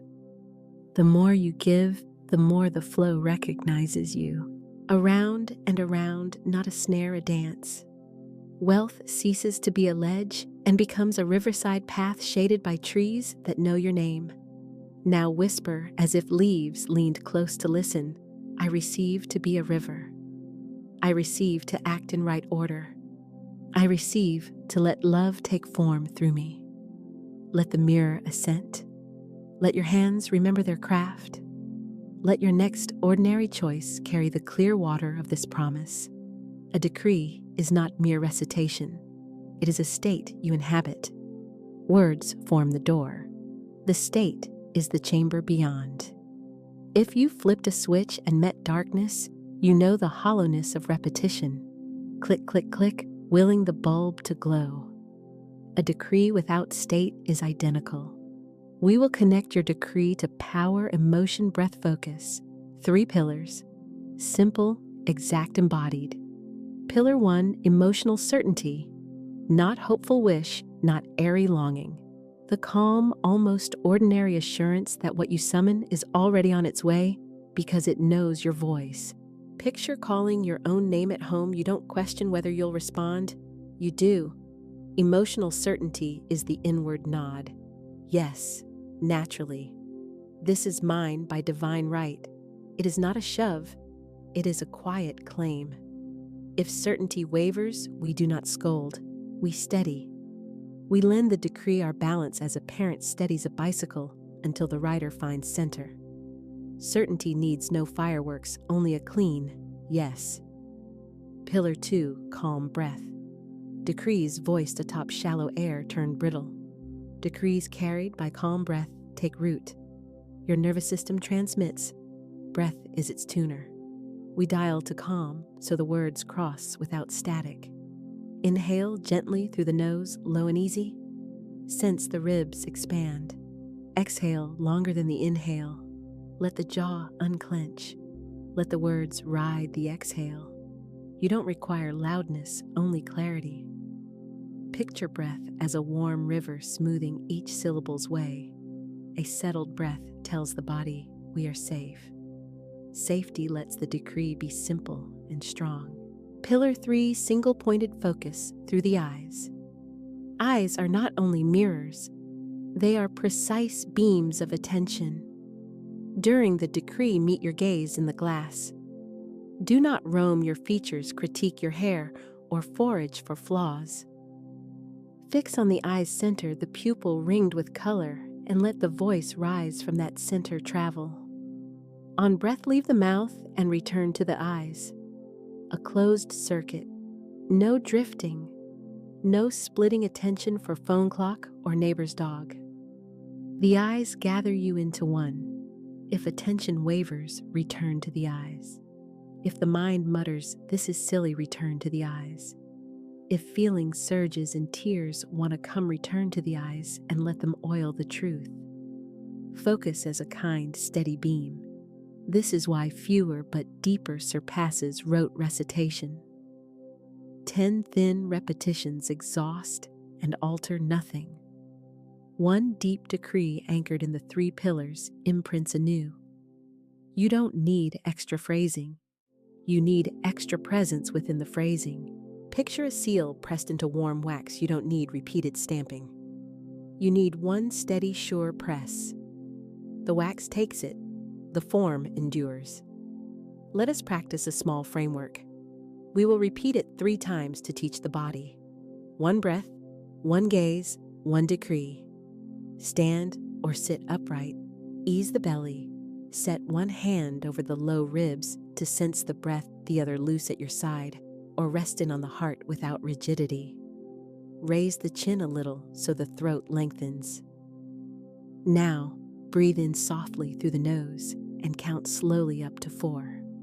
Breathe out either through nose or mouth, extending the exhale to a count of 6. As you release the breath, meet your own gaze in the mirror. Do not stare harshly. Connect. It is you, your oldest self, your future self, the knowing you. In a clear, even everyday voice, say, I decree with calm certainty. Pause a moment. Notice the vibration in your chest and the faint hum along your lips. Repeat the sequence: one breath, one gaze, one decree. Breathe into the count of 4. Breathe out to the count of 6. Keep the voice unforced and the jaw released as you say, what I call responds to me. Third cycle. One breath, one gaze, one decree. Draw air in for 4 counts. Let it go for 6 counts. Place the words with precision, like turning a key. I speak once, and it is done by divine right. Observe the atmosphere after completing 3 concise lines with the 3 pillars, and compare it to long chains of affirmations spoken from a tense chest. Can you sense the shift? This is a decree's structure. Emotion determines the heat breath, establishes the tempo, eyes provide the aim. All parts of you come into alignment behind one clear sentence. If resistance arises, welcome it. Resistance is the surface tension a vessel breaks as it leaves the pier for open water. The goal isn't to eliminate resistance. The goal is to move with consistent breath until the current supports you. When unsure, simplify. Return to the practice: one breath, one gaze, one decree. We will also cultivate an internal cadence, a gentle metronome pulsing at the edge of awareness. Inhale to gather, exhale to let go. The decree travels on the out-breath because speaking the word is an act of releasing. Certainty leaves on the exhale. Your eyes receive that release and return it as recognition. You do not supplicate your reflection, you inform it. You do not plead, you place the instruction. The line is issued, the order is sent. If anxiety surges, do not decree from within that surge. Feeling is essential, but not every feeling strengthens the transmission. Panic distorts the channel. Begin by regulating the breath. Lengthen the exhale until the ribs soften, the jaw releases, and the shoulders settle. Then speak one clean sentence. Even this is sufficient. I am safe, guided, supplied. Allow that to stand. The mind will lobby to pile on phrases. Decline gently. Fewer but deeper. One deliberate imprint surpasses 1,000 hurried scrawls. Lastly, remember, a decree is not sorcery to bend the world. It is your affirmative selection of a reality already present in divine order. You are consenting to what is true at a higher level. A decree does not force, it unveils. Understanding this softens the voice, no strain, only the ease of naming what already belongs to you. Breath, eyes, speech, that 3-legged stand is stable enough to bear your full weight. When you are prepared, we will set this tripod on a 7-day path to enlarge identity and deepen your capacity to receive. The pillars travel with you daily, steady as a pulse. Now we'll design your 7-day arc. Picture the week as a cartography of receiving, with each day a threshold you cross, and each threshold widening the one after. We are not piling on tasks, we are revealing what has already been prepared for you. The daily refrain is plain yet powerful: today I receive. Day 1, receiving self. Your decree reestablishes your primal relationship with yourself. You are not a repair project. You are a dwelling to come home to. Preview scene. At first light, you step into a quiet room, mirror, ready, candle unlit. You meet your gaze without combat. The decree isn't yet about finances, health, or vocation. It returns the keys of your house to your own hand. Today, you accept your name, your breath, your permission to be present. Today, I receive myself. I belong to me by divine right. The day moves differently when you stop haggling over your being. Your stride slows. Food tastes affirmative. When the phone rings, you choose rather than default. Day 2, receiving peace. Having reclaimed home, you now furnish it with quiet coherence. Peace is not problem absence. It is orderly presence. Preview moment. You wake ready to check balances, messages, headlines. Instead, you breathe 4 and 6 out 3 rounds and say, "Today I receive peace. My breath is my anchor." If a sharp email lands, you don't counterattack. You breathe, observe, and respond from center. Peace is an active selection today, not a wish. Your decree sets the room's temperature. Peace fills this house. Day 3, receiving provision. With self and peace established, you invite resources and material support. Provision isn't arbitrary. It answers alignment. Preview scene. Before the mirror, you declare, "Today, I receive provision." Supply hears my name and answers. You sense what enoughness feels like. Bills handled, pantry filled, nerves settled. Small proofs appear: an overlooked refund, a forwarded lead, a timely exchange. You welcome without grasping. The decree sets direction. The day corroborates it. Day 4, receiving health. Provision extends to the body. Receiving health means inviting right order into organs and tissues. Preview moment. You rest a hand where the body requests, shoulder, abdomen, back, and affirm. "Today I receive health. My body remembers wholeness." You opt for waterlight and motion. You listen without theater. A symptom may soften, or if it rises, you meet it with care instead of combat. The body recognizes the difference when you befriend it. Day 5, receiving love and the right people. You refine your circles, both inner and outer. Preview scene. You state, "Today, I receive love and right people. I am selected and I select." A needed boundary sets itself with kindness. A nourishing note lands. You recognize generosity as your native tongue. The social climate grows warmer. Right people don't sap, they help circulation. Love is not stagecraft. It is a climate you consent to inhabit. Day 6, receiving purpose and right work. You bring doing into congruence with calling. Preview moment. You affirm, "Today, I receive purpose and right work. My gifts go where they multiply." One clear action arises. You send a pitch, finish a consequential task, or release a project that never fit. Relief arrives as proof. Purpose isn't a medal, it's a fit you permit. Day 7, receiving overflow and gratitude. The day is for surplus and thanksgiving. Preview scene. You survey the days behind you. Quiet strength has gathered. You declare, "Today, I receive overflow. I give thanks before, during, after." You perceive abundance in funds, minutes, warmth, and clarity. You move some onward intentionally, a gift, a gratuity, a note, a kindness. Gratitude isn't the epilogue, it is the engine. Across the entire arc, the chorus persists, "Today I receive." You'll hear it in breathing, sense it across your shoulders, notice it in your selections. Each day sets a facet of identity. I am the one who receives self. I am the one who receives peace. I am the one who receives provision, health, love, purpose, overflow. This identity does not sit idle for proof. It generates it. The week moves upward in gentle crescendos. You are not sprinting. You are ascending. Day 3 brings provision swell. Day 5 brings the warmth of right people. Day 7 brings overflows chorus. Between the peaks, you keep to simple steps. Breathe, look, decree, take one centered action and release. No merit badges, no reprimands, only the map and your steps upon it.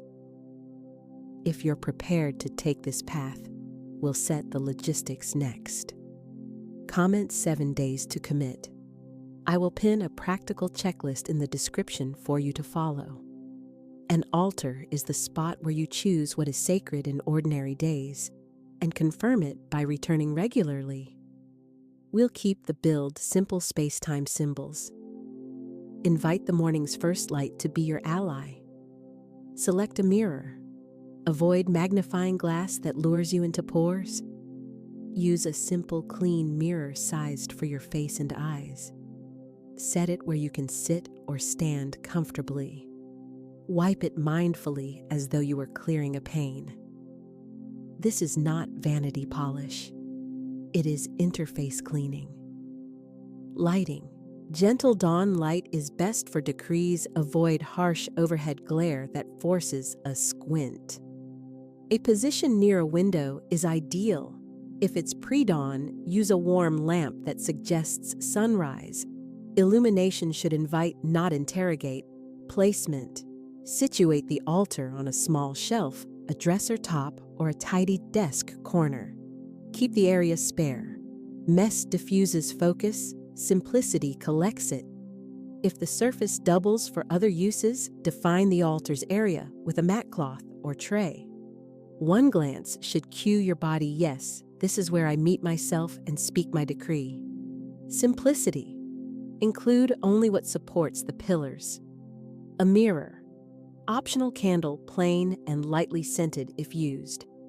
Optional small bowl of water to symbolize breath and language in motion. A journal with a pen? Nothing more. This isn't a museum display or a perfection test. Your altar is for practice, not performance. Time. Morning serves as the daily reset gate. The day is most impressionable then. Your opening words give it form. Choose a window you can sustain. 5 to 10 deep minutes suffice. Aim for the same hour. Bodies love rhythm. You are training your receiver. In time, the room will feel like a friend at a cafe table, not an obligation. Pre-ritual silence. Before reaching for the phone or opening messages that export you into other lives, go to your altar. Breathe and let quiet find you. Silence is generative, not void. It's the soil for today's seed. If hurry presses, smile and deliberately slow down. If using water, pour it now. If using a candle, light it. Notice the room's temperature, the first birdsong or city hum. This is the gate you cross. Symbols. Candle signifies illumination. Water signifies flow and rinsing. Journal signifies record and dialogue. None are mandatory. Any may assist. If you add a stone or token with meaning, let it be just one. Excess symbols turn into clutter. Assign each item a clear sentence. The candle says, I see clearly. The water says, I allow flow. The journal says, I remember. Your altar card. Choose a single word to live on a small card for the week, the quality you are receiving throughout the arc. Position it where your eyes naturally land during decrees. If the mind sprints, the card summons you back to plainness. One word that steadies the house. Share the one word that will occupy your altar card this week. Florence Scovel Shinn emphasized the strength of crisp statements, no fuzziness, no crossed wires. We'll apply a template that clarifies your signal and pairs it with right action. Reshape, quality virtue, now made visible as specific field. It is mine by divine right. Reshape fixes you in the posture of receiving. The named quality aligns your decree with essence, peace, order, abundance, clarity, strength, favor. The specific field grounds the decree finances, health, relationships, work, timing, giving the imprint and address. The final clause secures ethics by divine right, rejects what is not yours, and welcomes only what is yours in right timing and rightful channels. Call and echo with me, keep a steady pace, and your gaze anchored on the out-breath. Recibo abundancia ahora, hecha visible como provisión financiera. Es mía por derecho divino. Brief pause. Breathe. Now again in English for clarity, I receive abundance now made visible as financial provision. It is mine by divine right. Observe the construction of that decree. It is uncluttered. It never bargains. It names the quality, sets the field, and claims by right order. Illustrations for money. Recibo orden y abundancia, ahora hechas visibles como $3,000 de ingreso adicional este mes. Es mío por derecho divino. I receive right opportunities now made visible as a fully funded project at fair pay. It is mine by divine right. Illustrations for health. Recibo equilibrio, ahora hecho visible como digestión tranquila y energía constante. Es mío por derecho divino. I receive restoration now made visible as pain-free movement in my lower back. It is mine by divine right. Illustrations for love. Recibo amor y selección correcta ahora, hechos visibles como relaciones recíprocas y límites sanos. Es mío por derecho divino. I receive companionship now made visible as a mutual joyful partnership. It is mine by divine right. Illustrations for purpose, show work. Recibo claridad, ahora hecha visible como el siguiente paso en mi llamado y el cliente correcto. Es mío por derecho divino. I receive right work, now made visible as a role where my gifts multiply, and I am well compensated. It is mine by divine right. If the desire is indistinct, we refine it. Vague, I want more money. Clear, I receive abundance now made visible as $10,000 in aligned income before date. It is mine by divine right. Vague, I want to feel better. Clear, I receive restoration now made visible as 8 hours of restful sleep nightly and steady morning energy. It is mine by divine right. Vague, I want love.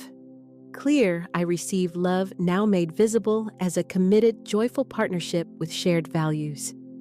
It is mine by divine right. Ethics and right action. Your decree never targets another person's relationship position or possessions. You do not pull at what isn't yours. By divine right, lets go of force and welcomes proper selection. It also calls you into ethical behavior, arriving fully speaking truth, doing your work, settling accounts, resting as needed, and declining misaligned offers. A decree is not an escape. It is a guiding light. You still take the next right step. The beacon draws the right ships toward your shore. Call and repeat, pausing briefly before and after each example. Anchor your eyes and let breath lead the way. Recibo paz, ahora hecha visible como decisiones claras hoy. Es mía por derecho divino. Pausa, sostén el silencio un instante, dejando que la frase asiente como tinta que se fija. Permite que el cuerpo reciba la claridad que promete. I receive overflow now made visible as unexpected checks and paid invoices. It is mine by divine right. Pause. Deja que el eco de estas palabras se extienda por el pecho y los hombros. Imagina el orden administrativo respondiendo con facilidad y puntualidad. Recibo fuerza ahora hecha visible como un cuerpo estable y flexible. Es mía por derecho divino. Pausa. Percibe cómo la columna se alarga y las articulaciones se suavizan como si la oración misma lubricara movimiento y estabilidad. I receive right people now made visible as mentors, collaborators, and clients who honor my time. It is mine by divine right. Pause permite que la frase trace un círculo de selección a tu alrededor. Compañías congruentes, tiempos respetados, vínculos que nutren. Ahora elabora el tuyo. Emplea la plantilla propuesta. Mantén la pureza de forma, una sola cualidad, un solo ámbito. Una sola afirmación nítida que declare pertenencia y orden. Comparte tu decreto depurado.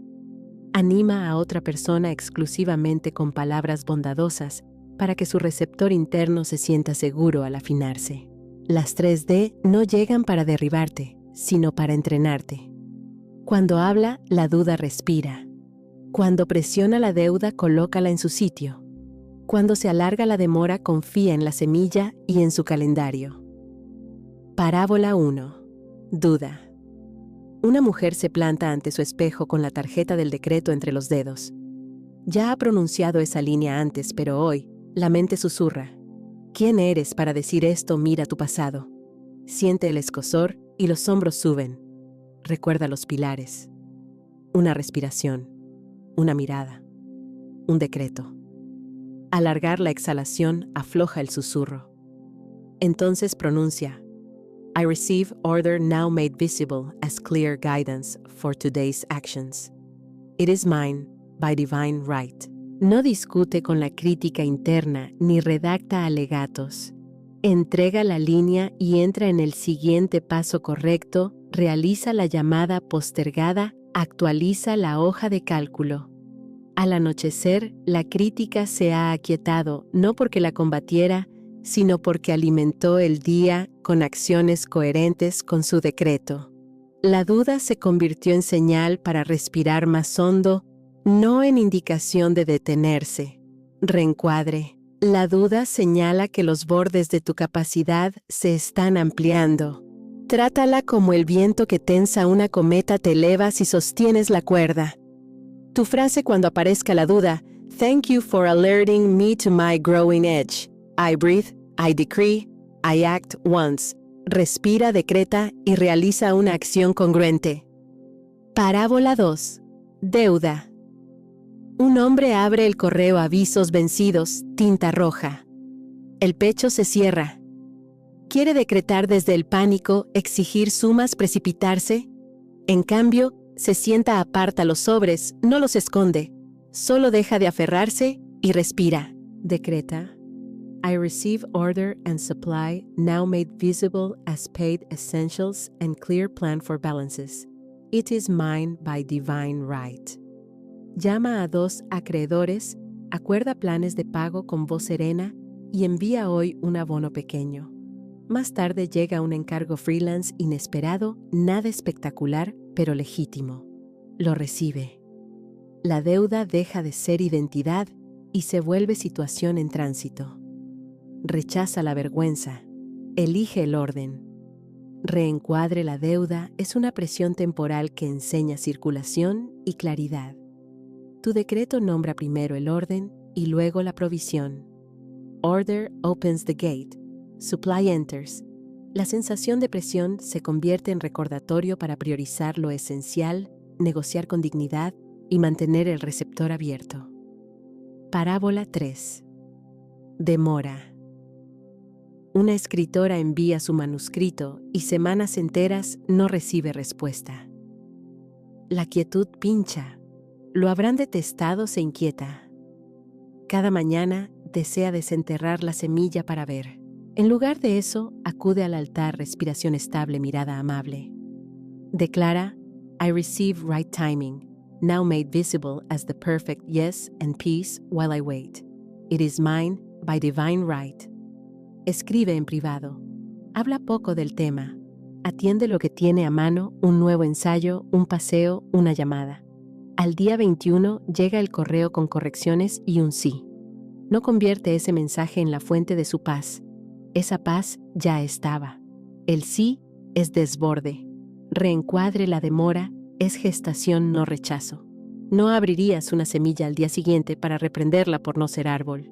Riegas, deshierbas, esperas. Do not check the seed every hour. Permite que el tiempo forme parte del orden que recibes. Cuando lleguen las 3D, regresa a los 3 pilares. Respiración calma. Mirada estable. Decreto limpio. Luego, una acción alineada, pequeña y concreta. Si fallas un día, no hay castigo. Retomas. La constancia recablea el receptor y fortalece la impresión. Escribe: I stay the course. Si eliges la consistencia por encima del pánico, confirmando tu compromiso con el ritmo que sostiene tu práctica. El dinero es un siervo. No es un amo, ni el baremo de tu valía, ni un regulador de estados de ánimo. Adopta la forma del contenedor que le ofreces y se mueve por canales, unos correctos, otros forzados. Estás aprendiendo a seleccionar con discernimiento los canales. y a practicar la generosidad en la circulación. Imagina un mercado a la orilla de un río. Puestos alineados con frutas, granos, telas, herramientas. La gente compra y vende, saluda y bendice. El río pasa constante y sin prisa, a veces crecido, a veces manso. Nadie le grita para que corra.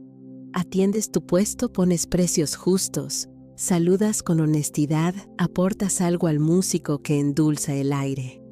Si tu mesa rebosa, inviertes en el techo, en el aprendiz, en la vecina que recién abre. El mercado prospera porque todos comprenden la circulación. El río no se acapara, se encausa. Ética de los canales. Las puertas correctas se abren por reconocimiento, no por coerción. Si un canal te pide traicionar valores, infrapagar a otros o sacrificar tu salud, no es tu puerta por más brillo que prometa. By divine right, te protege. Rehusar lo que no te corresponde no es pérdida, es selección. Puedes decir no thank you y mantener tu receptor abierto para el sí adecuado. Ética de la circulación. El diezmo y el dar en la forma que tenga sentido para ti mantienen el agua en movimiento. No es superstición, es diseño. Cuando das desde la claridad, te conviertes en un conducto de confianza. Lo que llega a ti no se estanca. Bendice. Dejas buenas propinas. Pagas facturas puntualmente. Perdonas deudas pequeñas cuando sientes guía. Respaldas causas coherentes con tus valores. A veces compartes conocimiento sin cobrar. Y lo haces sin espectáculo porque no es performance, es participar del flujo. Mini montaje de multiplicación. Un pequeño don anónimo paga la luz de alguien. Esa persona duerme y triunfa en la entrevista del día siguiente. Una reseña generosa atrae clientela nueva al autónomo que pensaba rendirse. Un plan de pagos comunicado con amabilidad preserva dignidad y vínculo. 2 años más tarde, esa misma persona te abre una puerta impensada. La generosidad se multiplica porque disminuye el miedo. Menos miedo eleva la creatividad. La creatividad incrementa el valor. El valor expande la provisión. La provisión aviva la generosidad. La circulación confirma la confianza. Mantén tu decreto alineado con la selección de canales. I receive abundance now made visible as right doors, fair pay, and clean contracts. It is mine by divine right. Deja que oriente tus sí y tus no. Pregunta: ¿este canal honra mi tiempo, mi cuerpo, y mi palabra si no suéltalo sin rencor? El río tiene muchas orillas. Otra puerta ya se está abriendo. What is truly mine cannot be withheld. Detente en esa frase. Nota cómo la presión cede. Puedes aflojar los hombros, no persigues lo ajeno, ni mendigas lo que no está seleccionado. Te mantienes listo con las manos limpias, el puesto atendido, la mirada amable. El río te reconoce. Identifica tu mesa y envía lo que corresponde. Tu labor es mantener el espacio despejado, la balanza honesta y el corazón generoso. Escribe un comentario con una forma concreta en la que permitirás que la abundancia circule esta semana. El ritmo diario es amor en movimiento. Si puedes, mantén la misma hora. El cuerpo confía en lo que se repite. Cuando llega ese momento, te miras a los ojos, respiras, decretas, ejecutas una acción y sueltas. La repetición no es tedio, es devoción.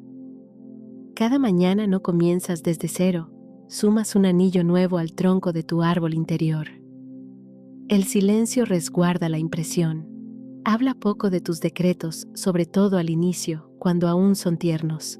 No por ocultamiento, sino para proteger la semilla del viento. La gente suele querer bien, pero a veces proyecta su miedo. Para tu decreto no necesitas un comité. Necesitas tu propia respiración. Escribe en privado. Anota cada día lo que decretaste, lo que advertiste, lo que se alineó, lo que soltaste. Este será tu libro mayor de evidencias. Cuando la mente te diga, no pasa nada, tu registro declarará martes, paz, miércoles, reembolso pequeño, Jueves, un no nítido. Viernes, propina generosa hacia ti. Sábado, límite sin esfuerzo. Domingo, desborde. El patrón se revela porque tú lo dejaste por escrito. Proteger la impresión también implica cuidar lo que alimenta tu atención. Si tu mañana empezó luminosa y la tarde se densifica con ruidos e impactos, vuelve por 30 segundos a la respiración y a la mirada espejo del baño cámara del teléfono sin mostrarte reflejo de una ventana. Una respiración, una mirada, un decreto. La impresión se fortalece con estos regresos mínimos. Es como consultar la brújula, no se trata de fiscalizar la semilla, sino de mantener el rumbo. La metáfora de tierra y semilla se sostiene aquí. Siembras una vez, riegas a diario y permites que las raíces se formen en la oscuridad. No vas narrando su avance a cada transeúnte. Confías en leyes más antiguas que tú. Tu decreto es la semilla, tu silencio la tierra oscura que la guarda. Deja que las raíces crezcan. Cuando asoma el brote, un correo, un pago, una conversación, no lo estiras para que crezca. Agradeces y continúas cuidando. Vendrán cosechas mayores, pero no pisotees el primer verde exigiendo un bosque al segundo día. El tiempo es un maestro. El fruto temprano puede ser agrio. El fruto en sazón es dulce y suficiente. Algunos detalles prácticos para sostener tu cadencia. Elige una franja que puedas honrar incluso en los días difíciles. 5 minutos a la misma hora. En jornadas fuertes, quédate más. En jornadas delgadas, cumple el mínimo con presencia total. Mínimo con presencia supera máximo con dispersión. Mantén tu altar a punto, vela recortada, agua fresca, cuaderno abierto. El orden exterior respalda el orden interior. Incluye un control sencillo a mitad del día. Escribe una vez tu decreto en el cuaderno o susúrralo una vez frente al espejo del baño. Nada teatral. Solo un nítido sí aún. Elige tus conversaciones. Si alguien pregunta por tus avances y notas tambalear la impresión, responde, I'm working a quiet process. Es suficiente. Cuando la impaciencia gruñe, mueve el cuerpo. Camina, estira, sacude las muñecas, bebe agua. Después, realiza una tarea pequeña y alineada con tu decreto. La acción ventila la presión sin romper la impresión. Si un día se derrumba de verdad, perdónalo antes de dormir. Mano al corazón, respira y di, I am consistent by nature. I return with ease. Luego duerme. La mañana es una puerta de reinicio. Tus primeras palabras volverán a dar forma al día. Con esto culmina nuestra preparación. Ya cuentas con la anatomía del decreto, el arco de 7 días, el altar, la plantilla, los reencuadres, la ética y la cadencia. No estás esperando volverte digno, estás recordando que fuiste elegido.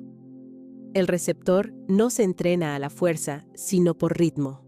Mañana practicaremos. Por ahora vuelve a tu altar, encuentra tu mirada y escribe lento una sola vez esta palabra, recibo. Permanece tal como estás. Aterra los pies y percibe cómo la tierra te sostiene, como si un amigo antiguo hubiera llegado puntualmente para apoyarte. Deja que la columna se alargue igual que una vela que recupera su forma tras un roce leve. Relaja los hombros hacia abajo y atrás apenas lo suficiente para abrir espacio a la respiración. Inhala por la nariz lenta y sedosa. Permite que la exhalación se deslice fuera como un sí quedo. Repite, aspira de nuevo como si el aire mismo brillara y reúne de vuelta tu atención desde el ayer, desde el año pasado, desde los nombres ajenos que te colgaron. En la siguiente respiración, gira con suavidad hacia el espejo y si no lo tienes a mano, cierra los ojos e imagina tus propios ojos devolviéndote luz. De un modo u otro, el encuentro es contigo ahora. Deja que la mirada se asiente. No busques defectos ni certificaciones. Buscas reconocer. Ahí estás, la criatura de promesa que sobrevivió a la vergüenza. La voz que siguió susurrando aunque nadie la oyera. No necesitas impresionar. Basta con ser verdadero. Lleva una mano al corazón e imagina que esa mano es la mano de lo divino que dice: I know you, I kept you, I love you. Permite que los dedos templen el pecho y que el pecho responda templándolos a su vez, completando así el circuito del amor. Pronuncia en voz baja, tan baja que el eco te retumbe suavemente en la caja torácica: recibo mi verdadero yo. I receive my true self, beloved, worthy, whole. Deja que las palabras vibren y reposen. De nuevo con la respiración sosteniéndolas. Recibo mi verdadero yo. I receive my true self, beloved, worthy, whole. Puede que aparezca un leve temblor. Puede que solo haya silencio. El silencio también es milagro. Una vez más, y esta vez mirando tus propios ojos, recibo mi verdadero yo. I receive my true self, beloved, worthy, whole. Haz una pausa. En el espejo advierte un leve ascenso en la comisura de la boca, una frente que se suaviza. Imagina un círculo de luz del tamaño de una moneda en la coronilla. Se abre como la mañana. La luz cae como si el techo se hubiera vuelto cielo. Esa luz no viene de fuera, es tu verdad reconocida. Permite que se deposite en la frente claridad, en los ojos bondad, en las mejillas inocencia restituida, en la boca palabra limpia, en la garganta permiso, en el corazón regreso a casa, en el vientre coraje, en las piernas poder para sostenerte, en los pies raíces y alas a la vez. Susurra: permito que quien verdaderamente soy llegue. Si las viejas etiquetas intentan entrar, salúdalas sin brindarles asiento. A comparación, puedes decirle con amabilidad: aprendí algo contigo, pero ya no te hospedo. A indignidad, asiente: me mantuviste pequeño para sentirme a salvo, pero ahora mi seguridad es la verdad.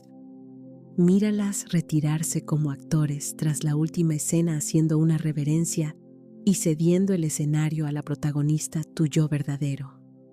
¿Recuerdas cuando casi no presentas esa solicitud, casi no devolviste la llamada, casi no apareces?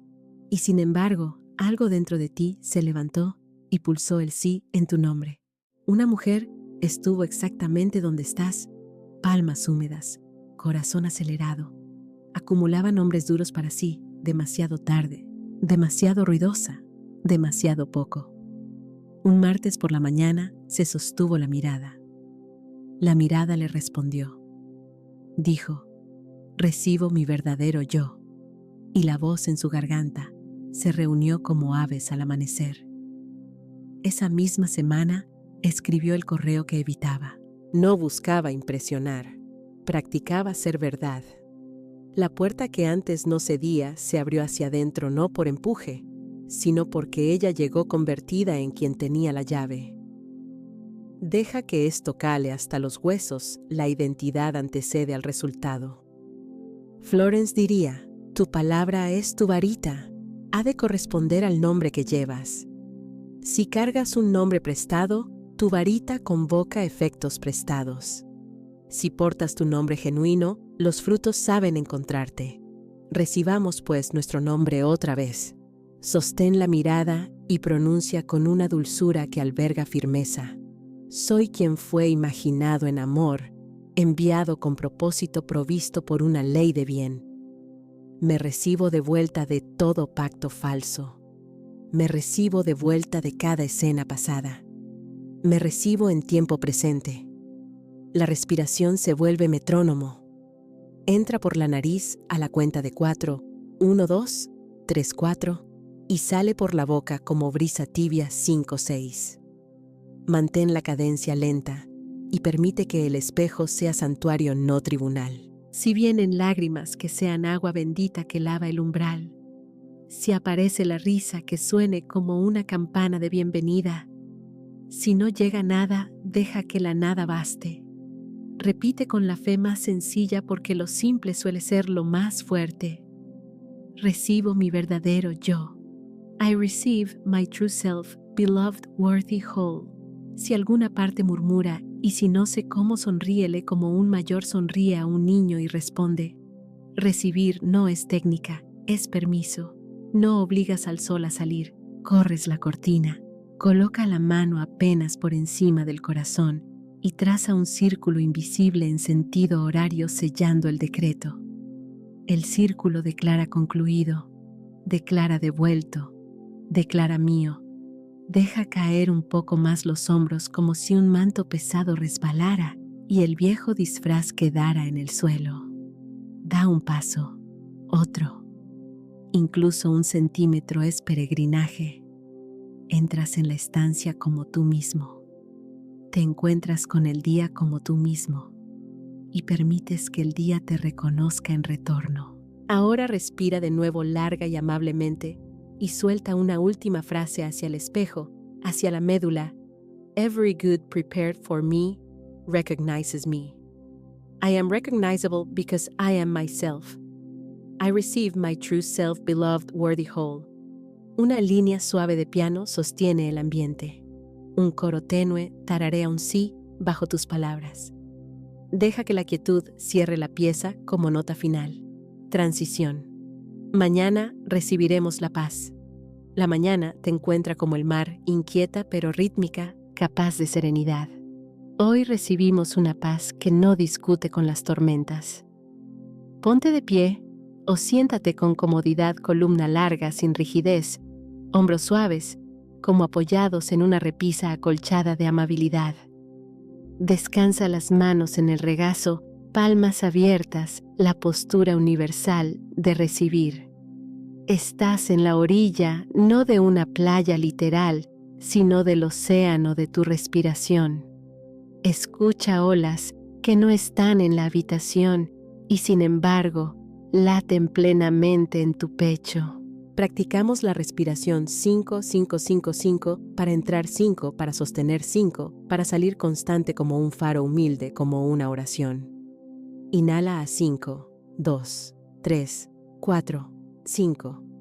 Mantén con suavidad a 5, 2, 3, 4, 5.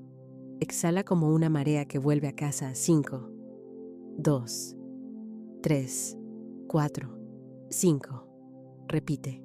Inspira llenando la espalda, abriendo las costillas como puertas en goznes hospitalarios. Sostén percibiendo el oxígeno saludar a cada célula como un mensajero. Exhala soltando la mandíbula, alisando la frente, templando el vientre. Mientras respiras, deja que un decreto quedo viaje en la corriente de tu aliento. Recibo la paz que sobrepasa entendimiento. I receive peace that regulates my body and mind. No estás persiguiendo la calma te alcanza. Tú consientes, el pulso aprende tu compás. El nervio vago, río fiel del descanso, transmite instrucciones, suaviza, suelta, permanece. Imagina tu respiración como una marea azul y lenta. Con la inhalación avanza y se encharca fresca en los tobillos de tus nervios. Con la exhalación retrocede llevándose los guijarros del ruido de ayer.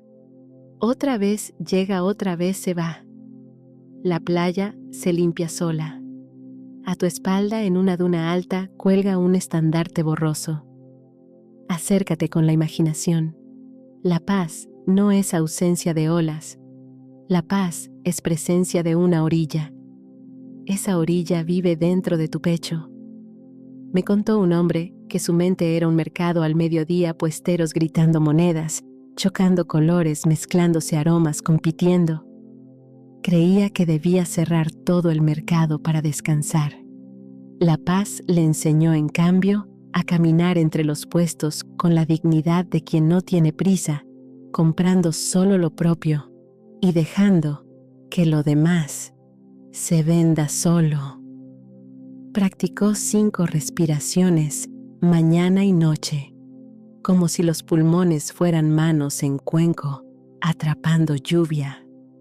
En una semana, su sueño se profundizó.